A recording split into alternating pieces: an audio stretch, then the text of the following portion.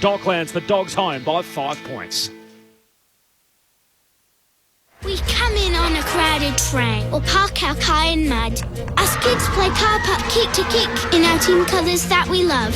Records! Records! This time I'll buy my own. And I can see the ball this year, cause that's how much I've grown. We're in the queue, we're through the gates and enter hallowed ground. I sit up tall and I can't wait to hear that siren sound. The AFL Final Series with ABC Sport starts September. This is ABC Sports coverage of the 2022 AFL Premiership season. We're gonna be kids. Grandstand AFL on ABC Radio and ABC Sport Digital. Almost on cue, the summer's come out in the Sunshine State. It's been a rainy afternoon around southeast Queensland, but lovely to have your company on Grandstand AFL. Welcome to Carrara. Quentin Hull is my name. We are ABC Sport. Is this the day that Geelong seals the minor premiership? Well, if they win, they'll all but have secured pole position on the starting grid for September. They're taking on the Gold Coast Suns, who are needing to win either today or next week to equal their best ever performance in a season. They've got 9 wins in 2022. They won 10 games back in 2014, and that in the infancy of this club is still its best to date. And, well, almost the winning streak that's gone a little unrecognised. Everyone in black and white's telling you what Collingwood's doing. Geelong hasn't lost since round 9. 11 wins in a row for the Cats. They're 16-4. Most recently, a couple of home ground victories against the Western Bulldogs and St Kilda to have them perched at 16-4. And if you don't mind, at selection, Patrick Dangerfield in, Joel Selwood in, Mark Blitzarves in, Gary Rowan in, Mitch Duncan, Isaac Smith and Mark O'Connor can all have a rest. Luke Dalehouse has been dropped. As far as the Gold Coast Suns are concerned, Sam Day and Sam Flanders are into the team. Jeremy Sharp has been dropped and Nick Holman is out injured. There are no late changes. O'Connor is the injury sub, by the way, for the Cats, so he's been out there warming up and still could see some action today. And Jeremy Sharp is the sub for the Gold Coast Suns. Michael Price to call the action with me, two-time All-Australian, former Port captain and coach Matt Primus, along with Grand Final MVP and Premiership Brisbane Lion Kate Lutkins on the call. We've got the quick lead in here, guys, after that finish at Docklands, which was tight. Dogs getting home by 5 points there to stay in the finals race. Just halfway through the final term in Adelaide, Crows have kicked another goal. They're now leading by 19 points at 14 goals, 10.92 to 10-13-73 over North Melbourne. Welcome, Matt. Welcome, Kate. Matty, we'll start with you. It seems as if, well, top two's guaranteed for Geelong. Whether they finish on top or not, it's probably a little inconsequential, but you've been in this position at Port. What's it like these 2 weeks leading into a final series when you know you're going to be on that front row of the grid? Well, I think every player, and the coaches too, every player wants to feel great body-wise and wants to be in great form. And I reckon that's what Geelong have done. You know, the ins and outs. It's, Dangerfield being rested, a bit of a niggle, wasn't quite a calf, but no, we're not going to risk it. Wait till he's 100% because he's had a injury interrupted year. And there's been a few others there. So they're all about trying to get a squad of 25, 28 cherry ripe for the finals. Yeah, they've got this game here, next week's West Coast at home, so they don't have to travel. And then, as you say, a final series beckons. So they're all about getting themselves ready for something in 2 weeks' time, where the Suns are continually trying to keep evolving and getting games into some of their players and playing a brand of footy and keep testing themselves against a really good team. So really interested to see how it goes. A bit scared for the Suns' backline, which has been decimated by injuries, and the Geelong's forward line, which just has power and weapons everywhere. That's going to be really interesting to see how we go. We heard Lockie Weller saying there's going to be a few different matchups down there, so it'll be interesting to see what happens down there. Yeah, we had Lockie Weller on just a moment ago for those that weren't with us or who have just joined. Great to have the thoughts of Kate Lutkins on the broadcast this afternoon. Kate, the best on ground in the Brisbane Lions premiership win over the Adelaide Crows a couple of seasons ago on the comeback trail. Hopefully we'll see her in the back half of the AFLW season for the Brisbane Lions. What are your thoughts on today's fare, Kate? Oh, look, I'm just looking forward to watching a tough contest out there. Excuse me. With those injections into that Geelong forward line, though, it's going to be tough for that Gold Coast defence, especially under the heavy foot and the wet conditions.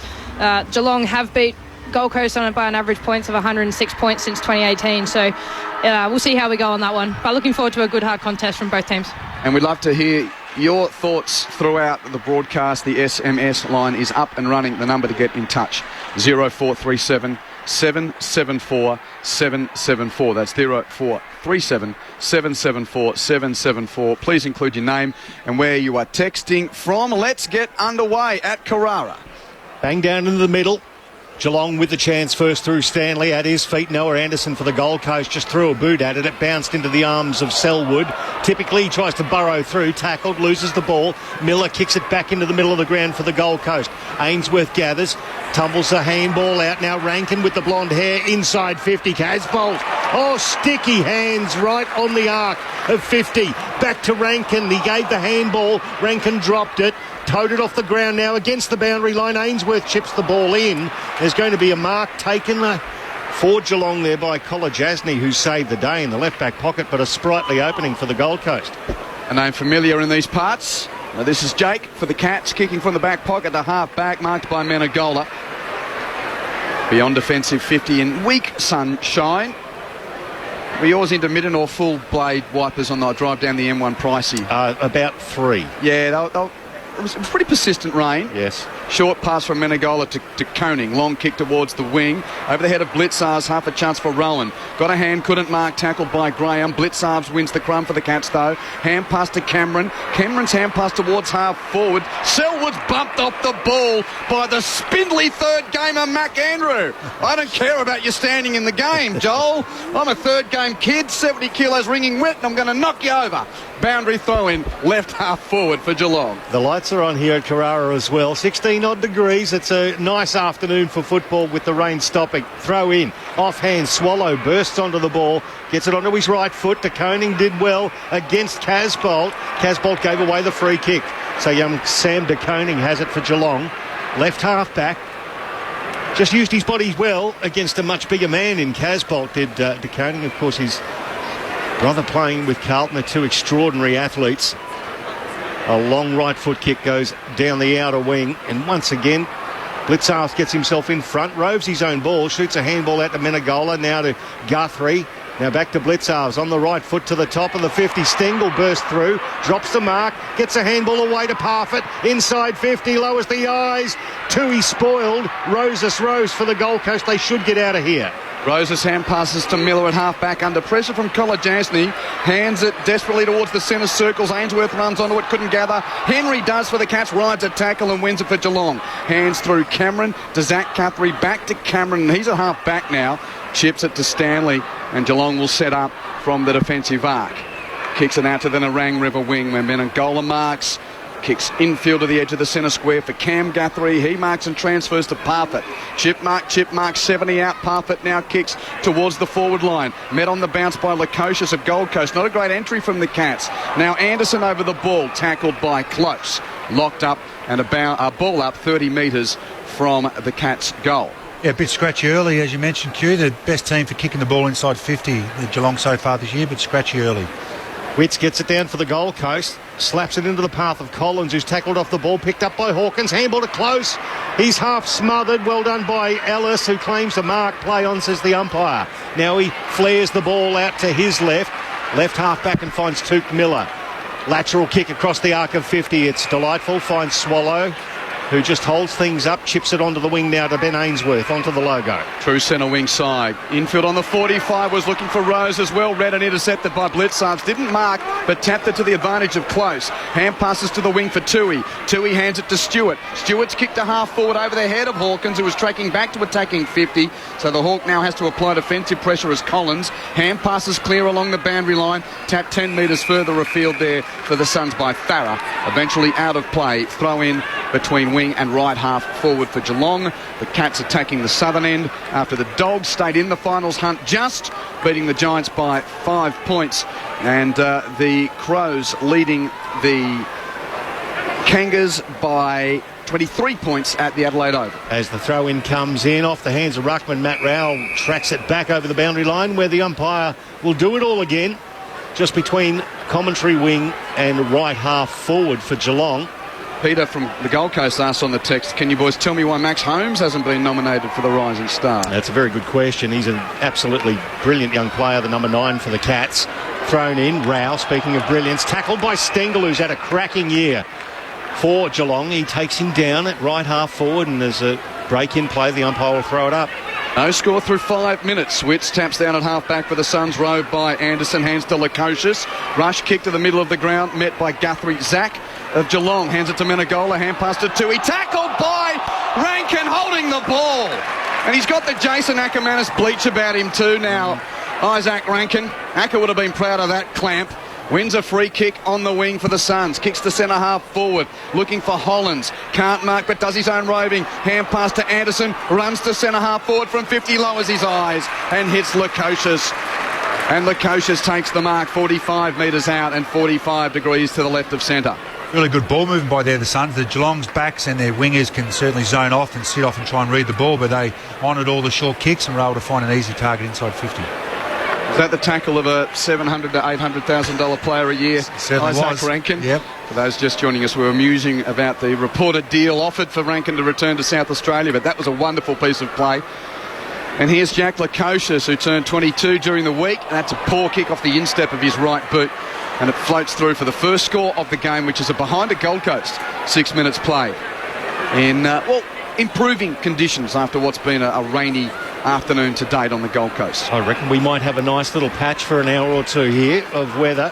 As Zach Tui comes out of the goal square and bangs it long, just short of centre wing commentary side, off the fist of Andrew, roved by Roses. He gave it to Miller. It pops back into the hands of Roses on the left foot inside 50. It was just nicely read there by Buse, who takes it back for the Cats. Nice little 20-metre pass. Finds Zach Guthrie. He's got the man on the mark standing on the arc of 50. Takes a moment or two. 17th game of the season, Zach Guthrie. It's the most he's played in a season, trying to get a spot in this very strong Geelong team. Kicks to a pack on the wing. It will be a Suns ball, ground level at the back. Davies roves. Hand passes to Anderson from half-back. Kicks it high to the centre of the ground, hoping for Roses. Spoil made by Kolajasny. Roses went over the shoulder. Free kick to Kolajasny in the middle of the ground for the Cats. Plays on quickly. Right foot kick towards half forward. Stanley the target, roved, spoiled by Witts. Picked up by Collins of the Sun. Clearing kick is terrible. Went straight to Holmes. Marks at 50 metres out for Geelong. Doesn't go for goal. Kicking for close in the pocket. Misses the target. Skids off the deck and goes out of play for a throw in. Crows look home, by the way, at the Adelaide Oval after that's been a pretty tight one throughout. Adelaide 15-13, 103 leading North 10-14, 74. 3 minutes of playing time left there. Finishing the year off well, the Crows, in that regard. But a good start here by the Suns. Nice and hard defensively. Throw in right forward pocket for Geelong, though. Atkins at the base of the pack. Handball to Cameron. That's a thumping left foot kick. He was on the arc and he's hit the behind post on the full. So it will be a free kick to the Gold Coast Suns. Brandon Ellis claims it immediately. That's a very aggressive kick that goes 45 degrees across the defensive arc. And then another kick, which was very ill-directed and cut off by Stengel. McPherson, the guilty party. Darcy McPherson it was. He was trying to pluck off a 45-degree kick inside defensive 50 to Noah Anderson, and Tyson Stengel picked it off. He'll have a shot from 50. I've just caught the sunshine hitting the eastern stand. Boy, oh boy, there's a lot of navy and white hoops. Oh, Cats fans have turned up big time. Oh, they love it here on the Gold Coast, Geelong. Don't worry about that. Tyson Stengel from 50. Gets close to the man on the mark, but drills it no for one behind. Boy, that goal umpire has a flair for the dramatic, I must say. One behind a piece, 8.5 gone, first term, Grandstand AFL. Brandon Ellis runs out of the goal mouth. Will inject for Gold Coast. Moderate kick of distance. Marked by Collins, forward of the pocket, but not yet to D50. And he doesn't like that sight, so kicks it across the face of goal. Miss hits it off the instep. Misses the target of Graham by 7 to 8 metres. Pitches near the boundary line and rolls out of play. Yeah, that's the poor part of his game, unfortunately. Great competitor, but dropping the ball to his foot isn't one of his great parts of his game. So means a stoppage still inside attacking 50 for the Cats, who are attacking the southern end in this first turn. Ball thrown in. Hawkins taps down boundary side for Stengel. How about his range from here? Magnificent! Right foot bender running towards the boundary line in the pocket. What a first goal of the afternoon. We've come to expect the brilliant from this young man, and he's delivered with the first goal of the game from the top drawer. Cats 1-1, Suns 1 point. Tyson Stengel, 40 goals for the season. Not bad one, that one, Kate. Yes. That was an absolute ripper of a goal. It was on Mac Andrews there. He just got caught a bit of ball watching, gave him up goal side and boundary side, and it was a tough finish. Just got to have a bit more of an arm across, a bit more of a body on him. 16 games between Richmond and Adelaide, and he only kicked about 14 goals there. He's kicked 40 in one season with Geelong. Just stoppage 101 there. So it was Hawkins to boundary side while Selwood came in and provided the block. Just perfect. It required a perfect finish. Great synergy. But the structure of it, Natty and Kate. Good for a couple of goals a game, Tyson Stengel in his year at Geelong. And now here comes Dangerfield bursting away with the clearance inside 50, and there it is. Jeremy Cameron takes a strong mark against Jai Farah. That was just classic Geelong. Danger out of the middle, and Cameron, he's going to play on. He'll wheel around onto the left foot, and that is a goal. Shepherded on the line by Big Tom Hawkins, and Geelong get their second quickly. 2-1-13 to the Suns, one behind. 11 minutes gone to the first term on Grandstand AFL. Your experts, Kate Lutkins and Matty Primus. Yeah, well, that's where the tools, and you look at the matchups, what Lockie Weller said. Darcy McPherson started a half-back, where he's normally a half-forward winger. And Sean Lemons has gone, he's normally been their back all year. He's gone forward and tagging Stewart to stop his influence there. Suns are really tall in their forward line to stop Geelong's marking power in their back line. But, yeah, they definitely look undersized, and their smalls are going to be up against Geelong's small forwards also. And we're about to hit final siren in Adelaide. It sounded now at the Crows of 1. Final score, Adelaide 15-13, 103.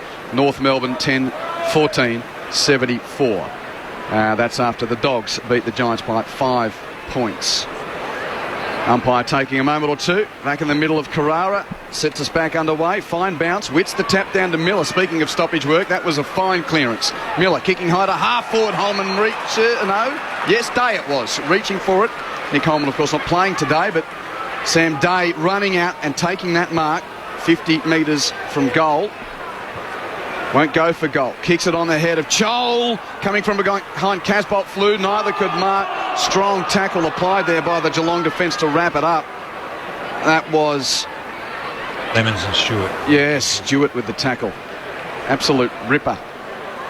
About 25 metres from the Gold Coast goal. Blitzarves tries to get the tap down. Doesn't really find a rover. Lemons picks up for Gold Coast. He's caught there by Selwood and Buse. Can't get clear, and we'll see it thrown in the air once more. In the dappled sunshine, just in front of the goal square.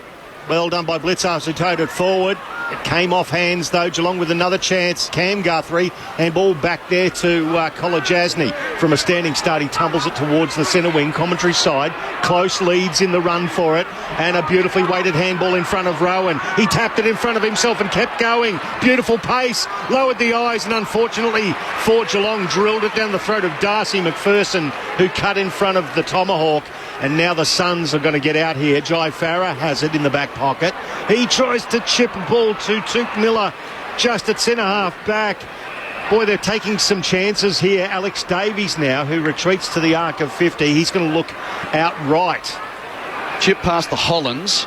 Marks on the edge of the centre square for Gold Coast. Transfers along the edge of the centre square. Marked by Rankin. Ham passes to Swallow. Kick to the pocket for Chol. Late arriving spoil from Stewart. Excellently executed as well, coming front on. Didn't infringe. Got it over the boundary line. Thrown in the right forward pocket for the Suns. They're trying to play a lot quicker, the Suns. Last week they were knocked around by their coach saying they played too slow against the Hawks. They're definitely playing more up-tempo here. Pocket of sunshine at the northern end near the big screen and the giant Suns flag as it's thrown in. Blitzarves to the front of Day, taps down. Cam Guthrie soccers it off the ground. Intense, sir? No. Yep. Insufficient. Free kick to Gold Coast as it runs out of play. 60 from the goal that the Cats are defending, and Dave Swallow is going to inbound for Gold Coast. The most capped Sun Long kick into the pocket. Casbolt's the target. Big fist over the top there. Blitzarves. Roving Rankin. Oh, he went through traffic and produced a miracle goal. Oh, my goodness, what footwork. In the space of 1 square metre, Isaac Rankin has negotiated traffic and hit it with the outside of the right boot. That is delightful. 2-1-13, plays 1-1-7. 6 points to the margin. 14 and a half gone in the first term on Grandstand AFL. Matty Primus and Kate Lutkins. How about that from a proposed $700,000 man? I think that's almost worth $700,000. Maybe $100,000 that kick and $100,000 for the tackle, and we'll keep working for the game. But that was, better goal than that Geelong one. Well, 15 minutes into this game, we've got 2 nominees for goal of the round, haven't we? Absolutely. Just a beautiful front and centre. He read it well. No Cats had an arm across him. They all flew, didn't kill the ball in the contest, and he read it well, and he's got some quick feet down there to be able to snap a goal. Beautiful. Great to see some great offensive skills by small forwards. Kate Lutkins joining Matt Primus on Grandstand AFL this afternoon. To goal the diff. Cats in front 2-1 to 1-1. Centre bounce. Selwood hassled off it by Davies. Didn't have it. Free kick to the Geelong veteran in the bullseye of Carrara. He uses his right boot, drives it straight down the corridor towards full forward. Cameron, the target in the chop, couldn't mark in the pack row by McPherson of Gold Coast. Hand pass to Andrew. Clearing left foot kick from the tall man out to the wing, met by Henry at the drop though. And he'll take the grab for the Cats on halfway.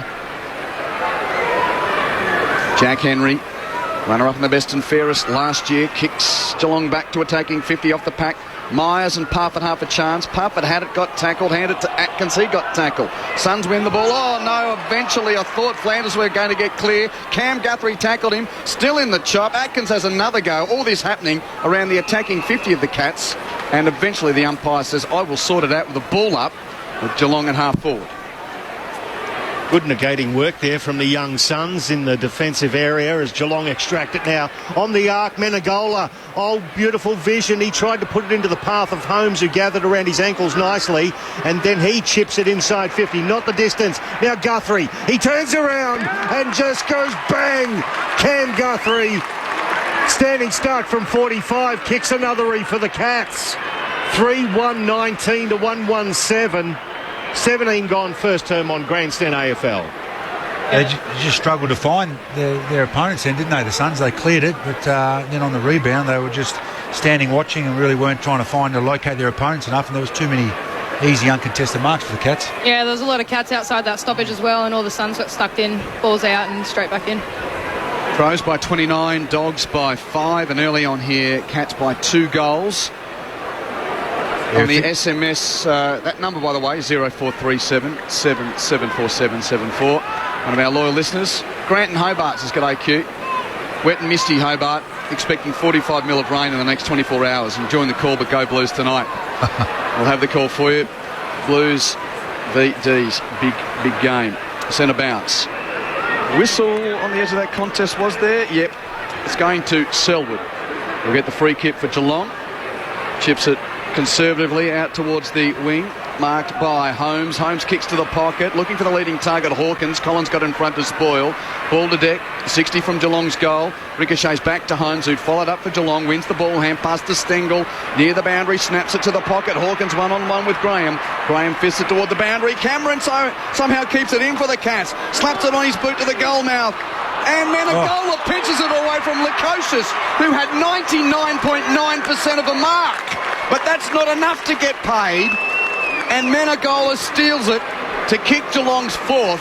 And they lead by a neat 3 goals at 4-1 to 1-1. A great contest from Graham on Hawkins. He's got the match up there, so they're giving the kid the big job there. But the coach just got caught under it, as you said, Q.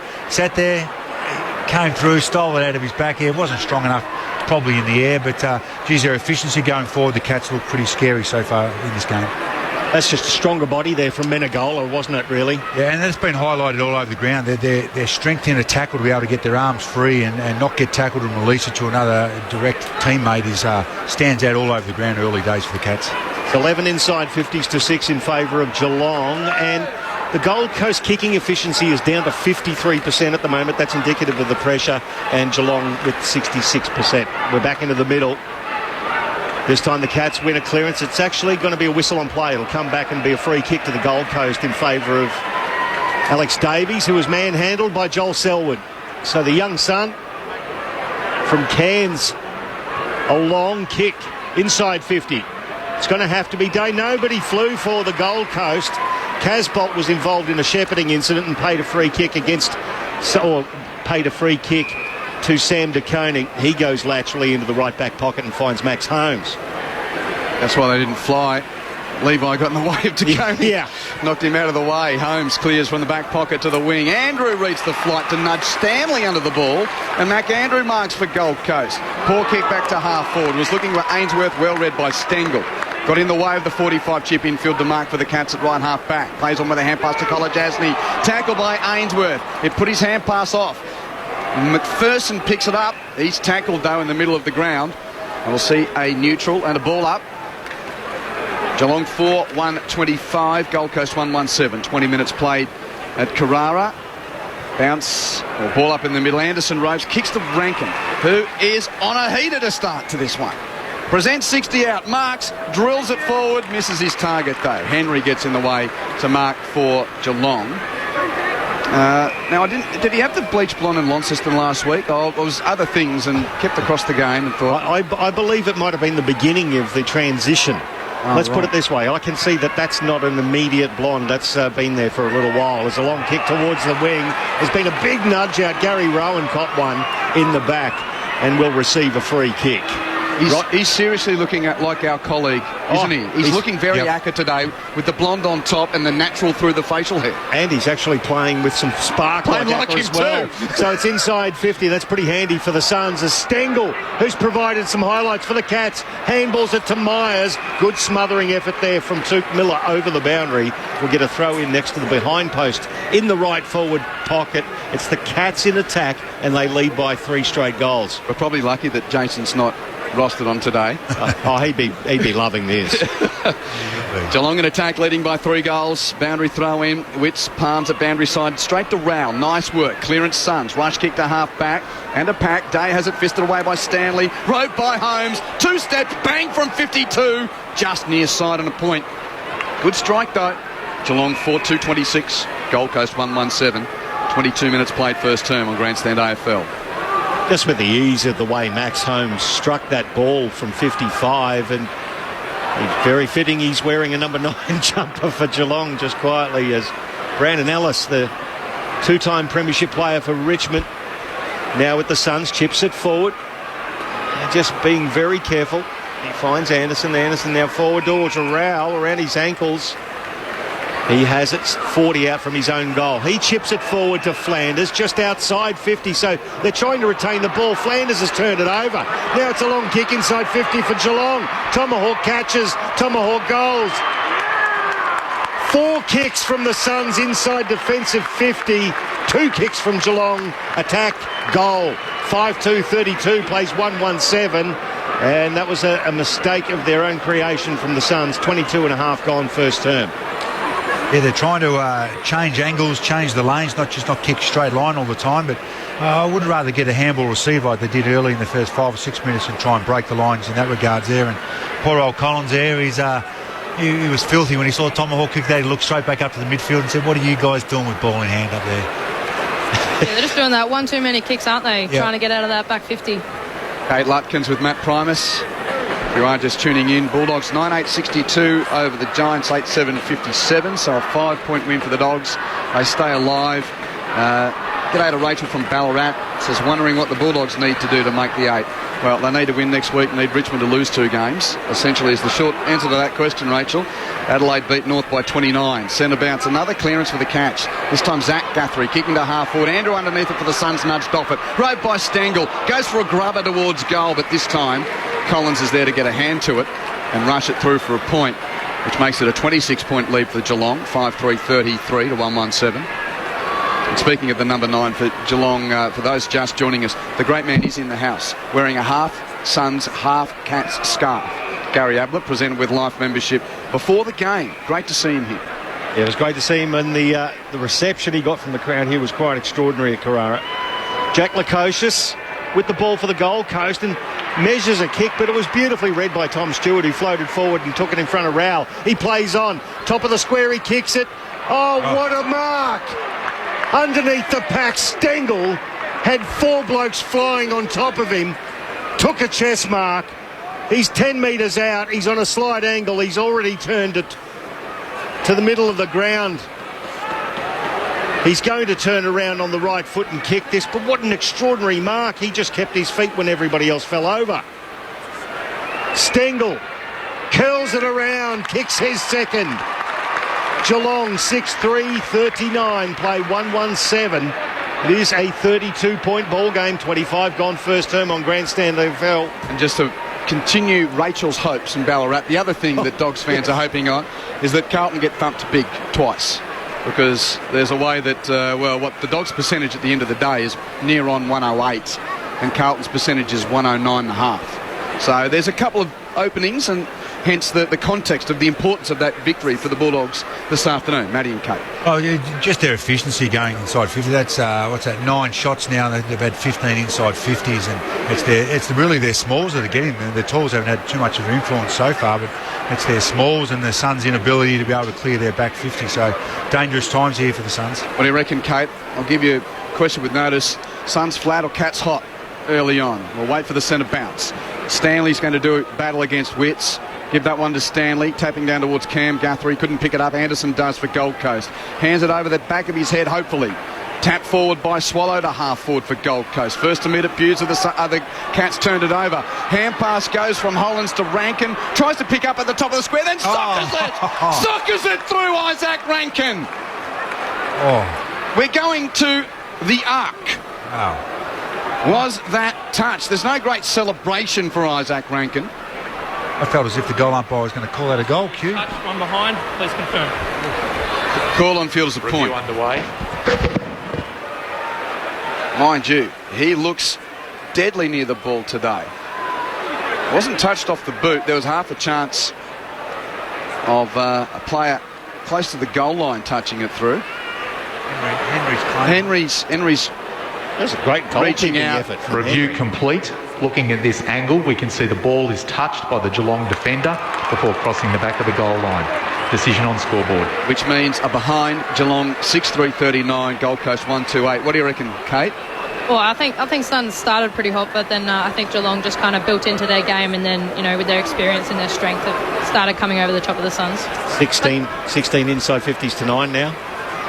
Sort of added up a little bit, and the efficiency inside 50s 25% for the Gold Coast, 2 from 8, and Geelong 10 from 16 at 63% as the ball gets kicked long towards centre wing, commentary side, picked up by Swallow. He immediately kicks it forward. It's cut off by Tui for Geelong. He handballs it forward to Kolajasny, back to Tui, now to Close down the line, and it's got to come off hands just forward of the interchange gates. At right half forward for Geelong, there will be a throw in. They lead by 31 points. Hello to Laurel, who texts from Rushworth. Go Cats, have followed them for 80 years. Looking forward to the next 20 years. Good on you, Laurel. 80 not out. Already got eyes on the ton. Ball thrown in. Witts, clean possession for Gold Coast at left half back for the Suns. Tumbling kick to the wing.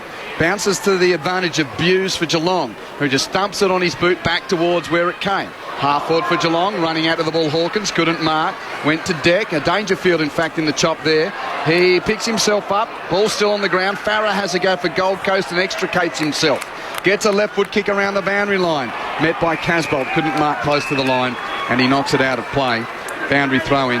That number, by the way, to get in touch is 0437 774 774. Geelong 6-3-39, leading Gold Coast 1-2-8, 28 minutes first turn.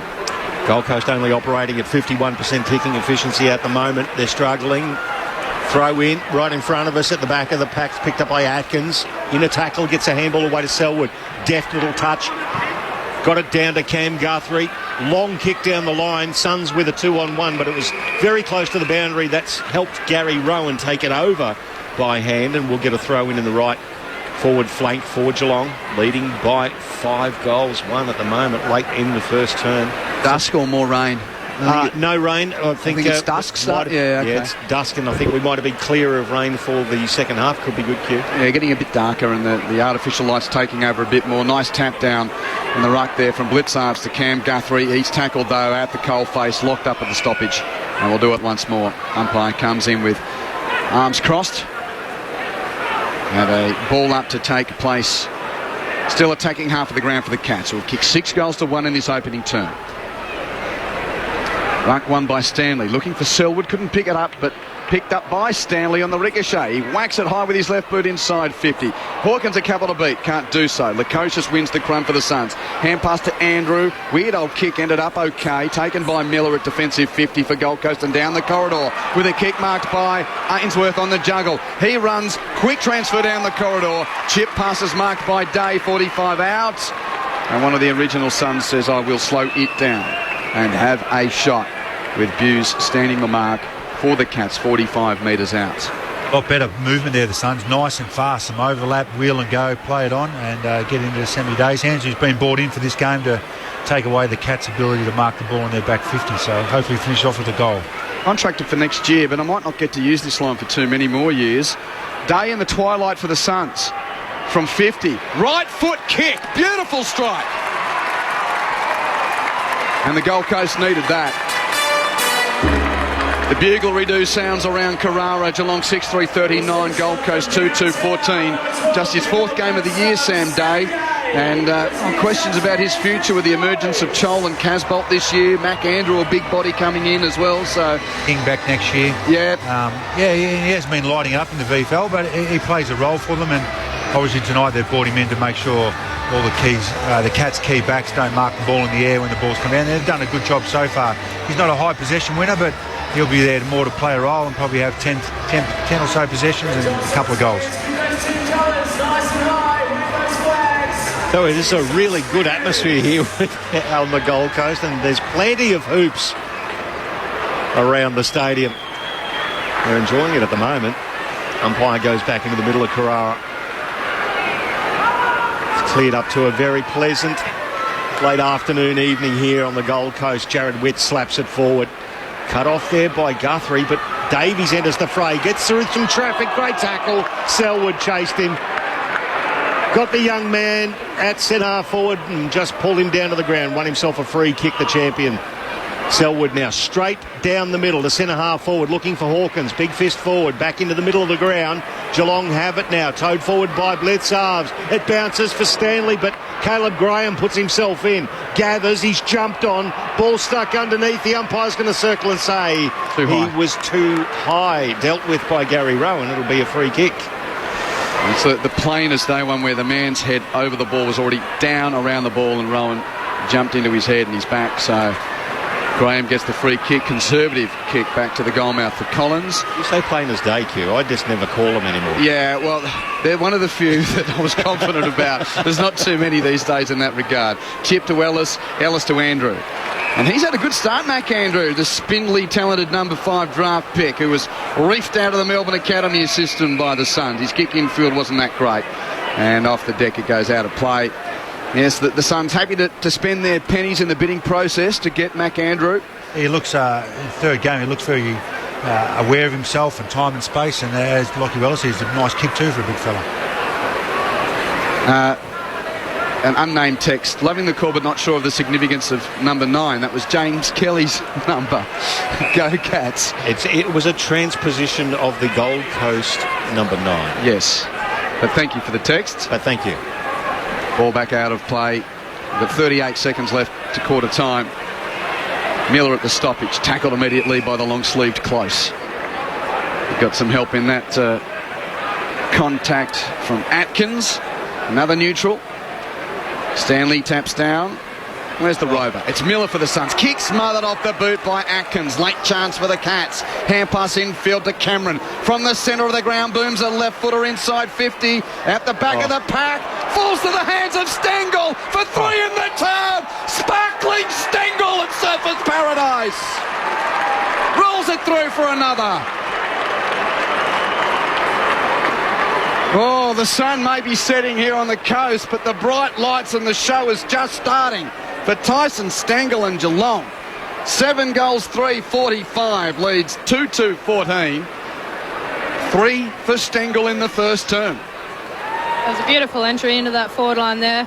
I mean, killer for defence, though. If you're going to have 3 fly, someone really needs to make that impact and keep that ball in front. If you're going to let it out the back, you're almost going to get a goal against you every time.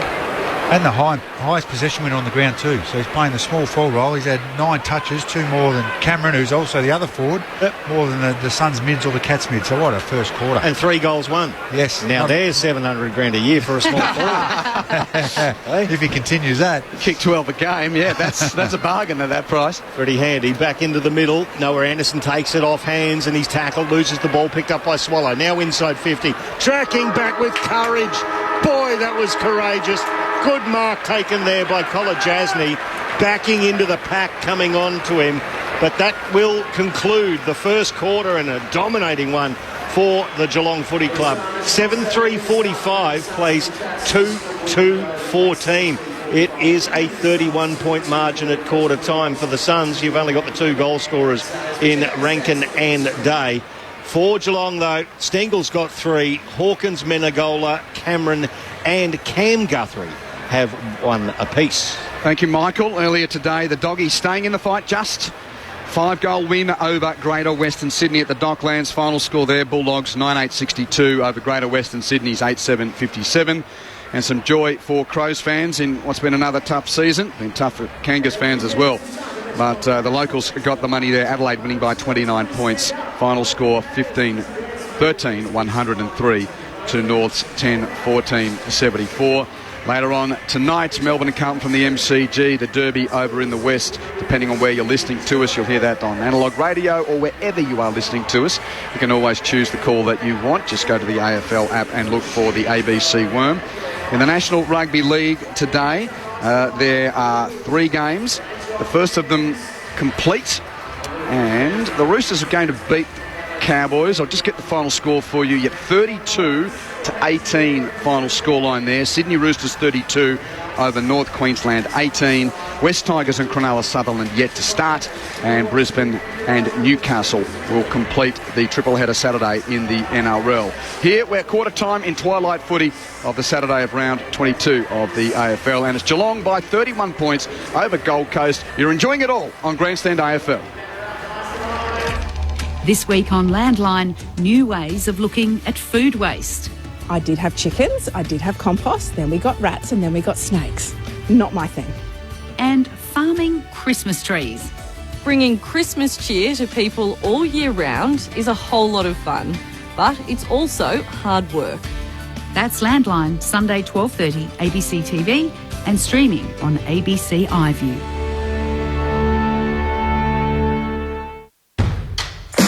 The 2022 AFL Premiership season. Grandstand AFL. On ABC Radio and ABC Sport Digital. Hawkins taps down boundary side for Stengel. How about his range from here? Magnificent! Right foot bender running towards the boundary line in the pocket. What a first goal of the afternoon. Here comes Dangerfield bursting away with the clearance inside 50, and there it is. Jeremy Cameron takes a strong mark. He's going to play on. He'll wheel around onto the left foot, and that is a goal. Dave Swallow's going to inbound. Into the pocket. Casbolt's the target. Big fist over the top there. Blitzarves. Roving Rankin. Oh, he went through traffic and produced a miracle goal. Menegola. Oh, beautiful vision. He tried to put it into the path of Holmes, who gathered around his ankles nicely, and then he chips it inside 50. Not the distance. Now Guthrie. He turns around and just goes bang. Landers has turned it over. Now it's a long kick inside 50. Tomahawk catches. Tomahawk goals. Beautifully read by Tom Stewart, who floated forward and took it in front of Rowell. He plays on. Top of the square, he kicks it. Oh, what a mark. Underneath the pack, Stengel had 4 blokes flying on top of him. Stengel curls it around, kicks his second. This is the 2022 AFL Premiership season. On ABC Radio and ABC Sport Digital. The minor premiership beckons yet again for Geelong, and they've made a fine start at Carrara. Welcome back to the Gold Coast, Quentin Hull and the team for ABC Sport. Cats 7-3-45. Suns 2-2-14. Geelong by 31 points. Our analysts on Grandstand AFL today, Matthew Primus and Kate Lutkins.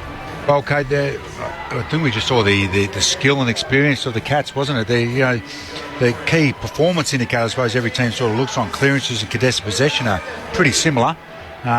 but the inside 50s, they're +9, the Cats. Their efficiency going inside 50 is at 53%, which is through the roof, and they're getting an easy outside ball too, so everything's hard work for the Suns, but more just, I think, as you mentioned during that first quarter, just the ease and strength and experience of the Cats all over the whole ground just stands out, doesn't it, compared to some immature areas of the Suns. Yeah, absolutely. They're definitely, really more experienced and mature across the field as a whole as well, and especially in that probably, their forwards, Geelong forwards over those Suns backline. Yep. You got Andrews there, only 3 games, although I really like what he brings. Can see him going into the future, being one of the defenders of the competition. He's, got a lot of natural talent for, body position and actually understanding the game.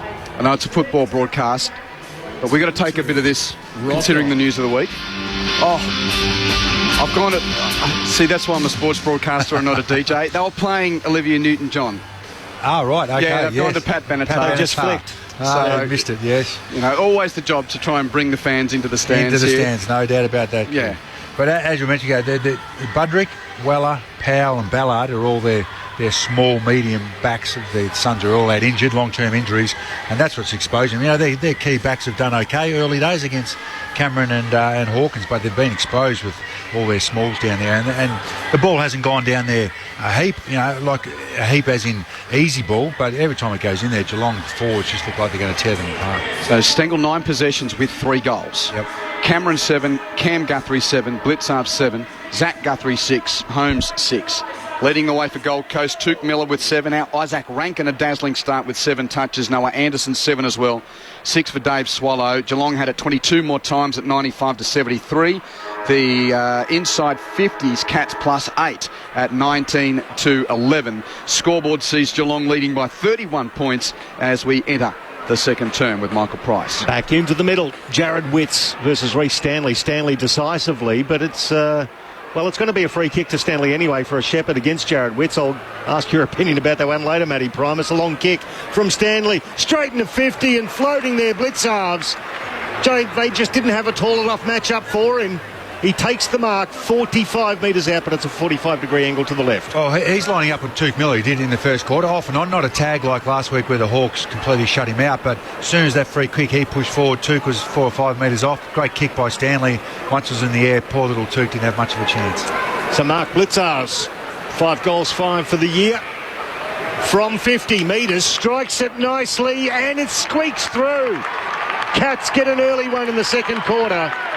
8-3-51 to 2-2-14.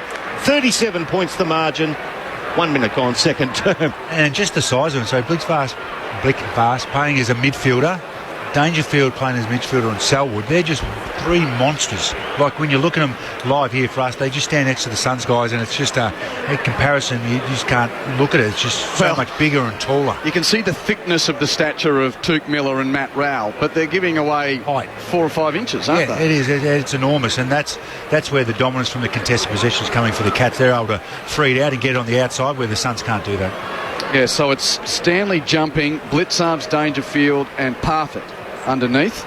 Witts jumping for the Suns, Anderson, Miller and Rowell underneath. Centre bounce, Cats by 37 points. Witts won that tap down, but met by Parfitt of the Cats. Hand pass to Blitzarves. He's tackled by Anderson and will be locked up. And we'll have it redone not too far away from the centre circles. Slightly Gold Coast's attacking side. Ruckman share it down. Miller with a little toe park, doesn't really clear the congestion, rolls to half forward, Cats with the numbers. Tui shows composure to get through the traffic and then mishits an intended barrel, I think, got it to half forward anyway. Hawkins the target, Collins flew over his head to make the spoil, ball to ground level, Parfitt bumped off it, on the ground and up in dispute. About 70 metres from Geelong's goal. Umps letting them play. Comes out the back, Coast's way. Anderson gave to Collins, tackled immediately by Dangerfield. By Rowan it was, shall I say, and the ump says we'll have it locked up again as it ricocheted the Blitzarves and he got caught with it. Umpire threw it up very quickly. It stuck underneath Dangerfield yet again. A couple of players jump on top of him, including Matt Rowell. Somehow he gets it out. Close. Got a handball out now to Parfitt. The left foot. Tries to lower a pass to Tom Hawkins, but reading it nicely was Collins for the Coast. Picked it up, and then a floating sack into the middle of the ground. There's been a push. It will be a Geelong free kick. It'll go to Tom Stewart against Mac Andrew. He's in the centre circles. Big Mac made a meal of that one. Take over now. That's it. Terrible. Go. Stewart long towards full forward. Cameron got a hand, couldn't take the mark. Ellis with the clearing kick for Gold Coast. Back to the centre of the ground. Flanders for Gold Coast. Hand pass turned over, gave it straight to Zach Guthrie. Kicks it back to full forward for Geelong. Flying as Rowan couldn't take the mark. Hitting the pack Parfitt, high contact. He gathered, got taken high, and that will be a free kick for Brendan Parfitt. 35 metres out directly in front. He didn't even duck. It was just a regulation round the neck. Yeah, that's a high contact free kick. There's no Geelong genuflection in that. It was just genuinely high. 3.5 minutes played second term. This was a 43-point lead early on. The Cats have hit the ground running on the coast. Parfitt with his right boot flirts right, but it's got through the major opening just. That's another goal for Geelong. What a start for the Cats. Carrara, 9 goals, 357 to Gold Coast 2-2-14. And apart from Stengel's 3, well, single contributors elsewhere, but Parfitt's first. He's got now 3 for the season. Yeah, and the Suns have swapped a couple of matchups. So Stengel, who we talked about his first quarter, well, they've sacked the Lemons tag on Stewart, and they've put Lemons now back, tagging him, and then Mac Andrews has now gone forward to play on Andrews. So the youngster's been swung around there to a bit more aerial capabilities, and Lemons to see if he can quell the influence of Stengel. They need to do something, Kate, I was going to say, because the Suns have so much spare height at the back line. Is that right? That's the big reason. I'm flummoxed by what the Suns can possibly do. They're not exactly turning it up or anything like that. Geelong have just come here to play. Witts gets it down now. Matt Rowell tackled into the ground brutally. The ball stuck underneath him. Parfitt gets off him. The umpire will ball it up in the middle of the centre circles yet again. Attracts more of a crowd. Witts gets it down. Knocked off it there was Swallow. It spills out now to Ellis. Ellis to Anderson. Under pressure, he tumbles it forward to right half forward. Stewart, it was De Koning gathered. Tried to get it backwards to Guthrie, as in Zach. Now to Buse. Buse to the run of Stewart. Stewart nearly drops it and then delivers a lovely pass to Jeremy Cameron. Just short of centre wing on the commentary side. Taking a moment or two. Threatening to end Tom Hawkins' domination of the leading goal-kicking award at Geelong. Tomahawks won 10 in a row. Not this year. Jeremy Cameron's got him by a couple of goals coming into this round. Kick towards half forward. Free kick in the contest to the Suns. Ellis takes the advantage at half back. Kicks the centre half back for Miller. Kicks it out towards the wing. It doesn't sit for Flanders. He's rushed off the ball. Cats arrive. Half a chance for Myers. Had it. Got tackled. Lost it. Holding the ball. Good comeback there from Sam Flanders. He wasn't helped by the pass, but wins his own ball with the tackle. Tips it short to Witts. Witts marks and kicks it through the fingers of the leading Ainsworth. Flanders follows up. Myers is there with him again. 50-50 ball run on the ricochet by Swallow. Kicks inside, attacking 50 for the Suns. The coach has tried to knuckle it to advantage of a teammate. Couldn't. De Koning picks up for Geelong. Hands to Menegola. Hands it on to Holmes. Finds apart the defensive 50 and kicks long to the wing where he's got Cameron. Oh, that's a brilliant kick. Cameron didn't have to change stride. Took it on his chest. Wheeled around. 50-metre kick. And Hawkins, he got rid of Sam Collins like he was a second grader, and Sam Collins is an A-grade fullback. But the big Tomahawk got rid of him. Took the mark. 20 metres out. Slight angle to the left. Great bounce off half-back, wasn't it? But Cameron's playing well up the ground. Hawkins plays on. Oh, he's hit the wrong side of the ball.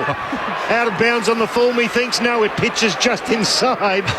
Is that intent? We'll get a throw in the right forward pocket for Geelong. When you start the day 2 behind from your 10-year winning run and the other bloke's already got 1, you're not going to reel him in kicking like that, are you? Pressure's on. He's feeling the pressure, Q. Feeling the pressure, Tomahawk. Shame, it was such beautiful bodywork on the defender there and made it look so easy. Half back to Cameron on the wing, deep to Hawkins. It's such a potent, simple formula for Geelong. They're still in attack here with the throw-in. Cameron now trying to do the roving.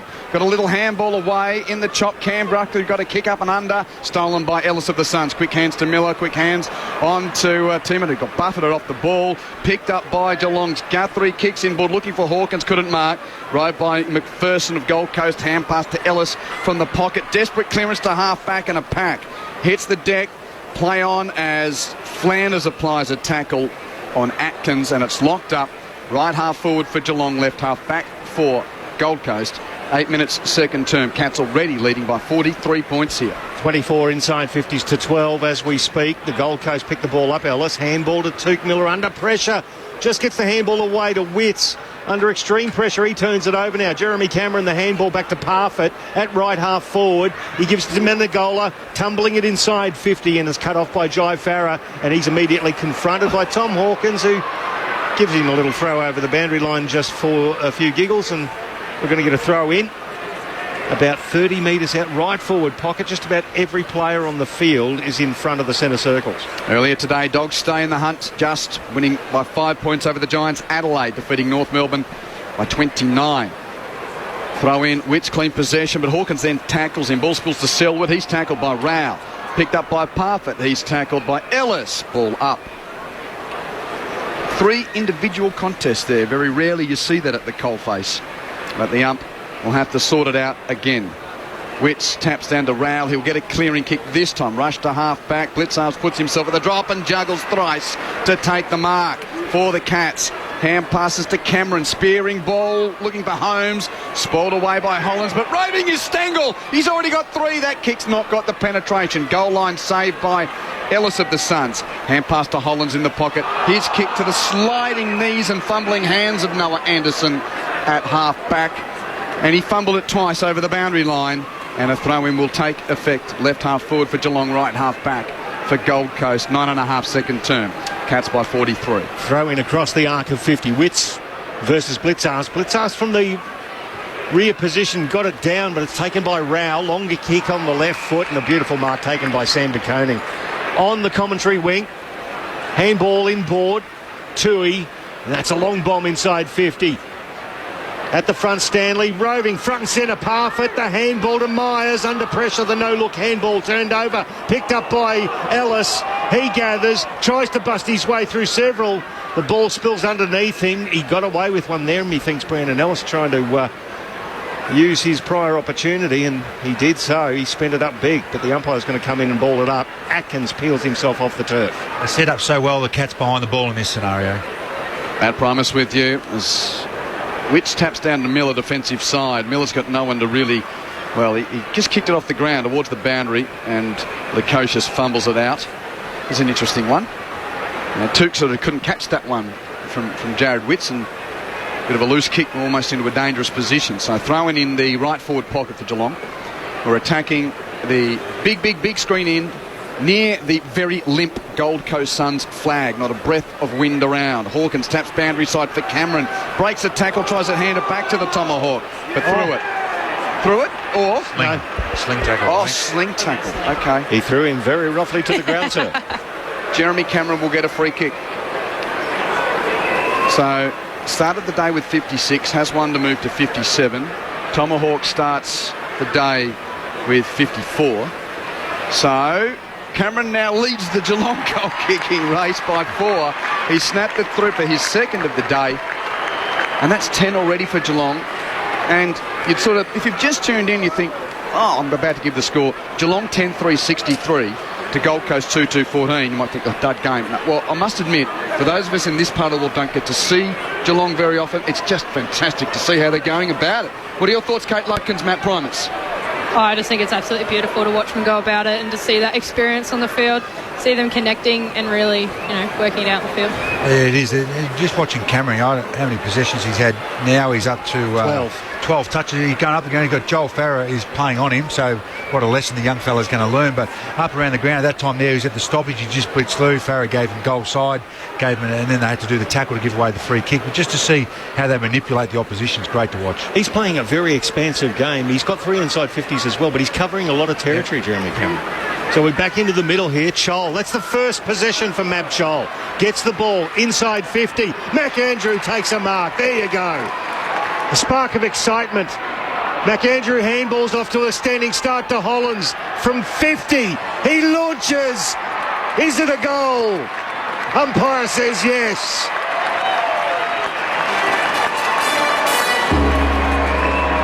So the What is it, the didgeridoo cue? The buglery-doo. The buglery-doo. 10-3, 63 to the Cats. And a highlight for the Suns, 3-2-20 their score. 43 points the margin, but 3 touches. That's all it took. 13 minutes gone in the second quarter. Well, that's why the big fella's in there. Used his athleticism, a nice jump, landed, got the ball, quick kick forward. And Mac Andrews, as we said, has been put forward to play on Stewart, but also to try and mark the ball because he's a lot taller than him. Was able to on that occasion. Didn't trust his leg, but trusted the guy he handballed it to, which was a beautiful finish from outside 50. He did surprise his teammate, though. Yeah, I didn't think he knew it was coming, but he's a lovely kick of the ball. Young man from the border region of New South Wales, Victoria, and the Murray Bush Rangers, played in the O&M. Great goal from Elijah Holland. Centre bounce clearance for Dangerfield of the Cats. Kicks the half forward. Hand pass ends up with Guthrie. Cam gives it on to Myers. Hand pass to Holmes. Took on the tackle of Hollands. Got nailed. Got the hand pass free. And won by the Suns, though. From the back pocket, McPherson kicks the half back. Gathered by Miller. Hand pass to Flanders near the boundary. Bereft of options. Kicks down the line. Good kick in the end. Marked by Flanders. Sam Flanders kicks infield between 2 teammates. Holmes met it for the Cats and sort of pulled the trigger on his hand pass a bit too quick and turned it over. Picked up by Davies, given to Miller. Kicked the half forward looking for Casbolt. Spoiled away by De Koning, and it will be thrown in just forward of the wing for Gold Coast. You can see what the Suns are trying to do, just their execution of the method falls apart at times. Just a great spoil there from young Sam De Koning to reach around Kate Luckins. You would have loved that. I did absolutely love that, and I'm all for a Defender Spoiling Award coming in at the awards night. I'm with you there too. As Patrick Dangerfield comes up with the ball, flings it out. Could have been a free kick, Stanley. Handball now to Guthrie. Cam. He curls it around his body and finds Brian Myers. Long kick towards Cameron. 1-on-1. He brings it to ground. David Swallow gets there for the Gold Coast. Propels it towards the boundary. Graham now gets it back, and they threw hands through McPherson, but he's turned it over. Gets it outside 50. Dangerfield. Selwood. Drills it. Buse to centre half forward. He's got a number and he hits Stengel. No, it bounced in front of him. Stengel turned it over. Lukosius kicked it back into the middle. Cut off by Tom Stewart for Geelong, though. Just a hoping kick, and Stewart read it well to take the mark right in the middle of Carrara, which is a little soggy underfoot. Pink hue of the setting sun out over the Surfers Paradise skyline, and the lights taking effect. Kick towards right half forward. Buse has it slip through his fingers, but has time to regather for the Cats. Hand pass to Menegola on the boundary, 60 out. Skimming ball around the boundary line. Is that out in the full? Yes, it is. Menegola going for the millimetre perfect pass and missing it. Out on the full. Free kick will be taken by Darcy McPherson in the left back pocket for Gold Coast. Geelong by 31 points at quarter time, currently leading by 43. 3-1 to the Cats in this term. McPherson's kick long towards the pack at left half back. Chol the target, Henry the spoil, and the boundary line the victor as it's punched out of play on the Nerang River side.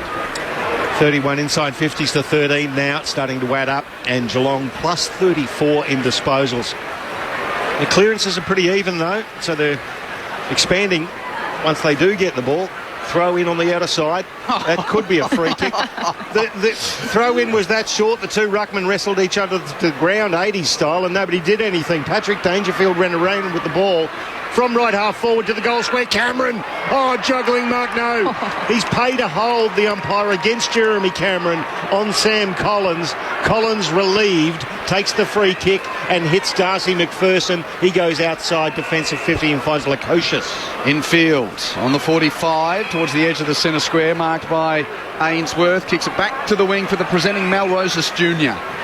Marks and kicks to half forward to Isaac Rankin. Rankin looking like our colleague with the bleached blonde, and that's 22, not 12. Rankin infield on the 45. Kick is marked by Ainsworth. He's 55 out. Not going to go for goal. Wants Casbolt presenting. The Dukes are there. He couldn't take the mark. Rankin roves. Got it to his boot somehow. Kicks it to the goal mouth. Andrew and Chol. Andrew has it. Got it to his boot. Smothered. Doesn't go through. Play on. Stanley applies a tackle and pushes in the back. Free kick, Gold Coast. An absolutely gorgeous bit of play from the Gold Coast. So clean and efficient, and actually hit all their targets all the way up the field. Davies was the man squashed underneath the frame of Reece Stanley to pick himself up and to have a shot on goal. Suns' disposal efficiency has actually doubled this quarter, gone up to 62% now. Kate Lutkins with you on Grandstand AFL as Alex Davies from point blank range kicks a much needed goal for Gold Coast. 2 in a row for the Suns. 37 the diff. Geelong 10-3, 63.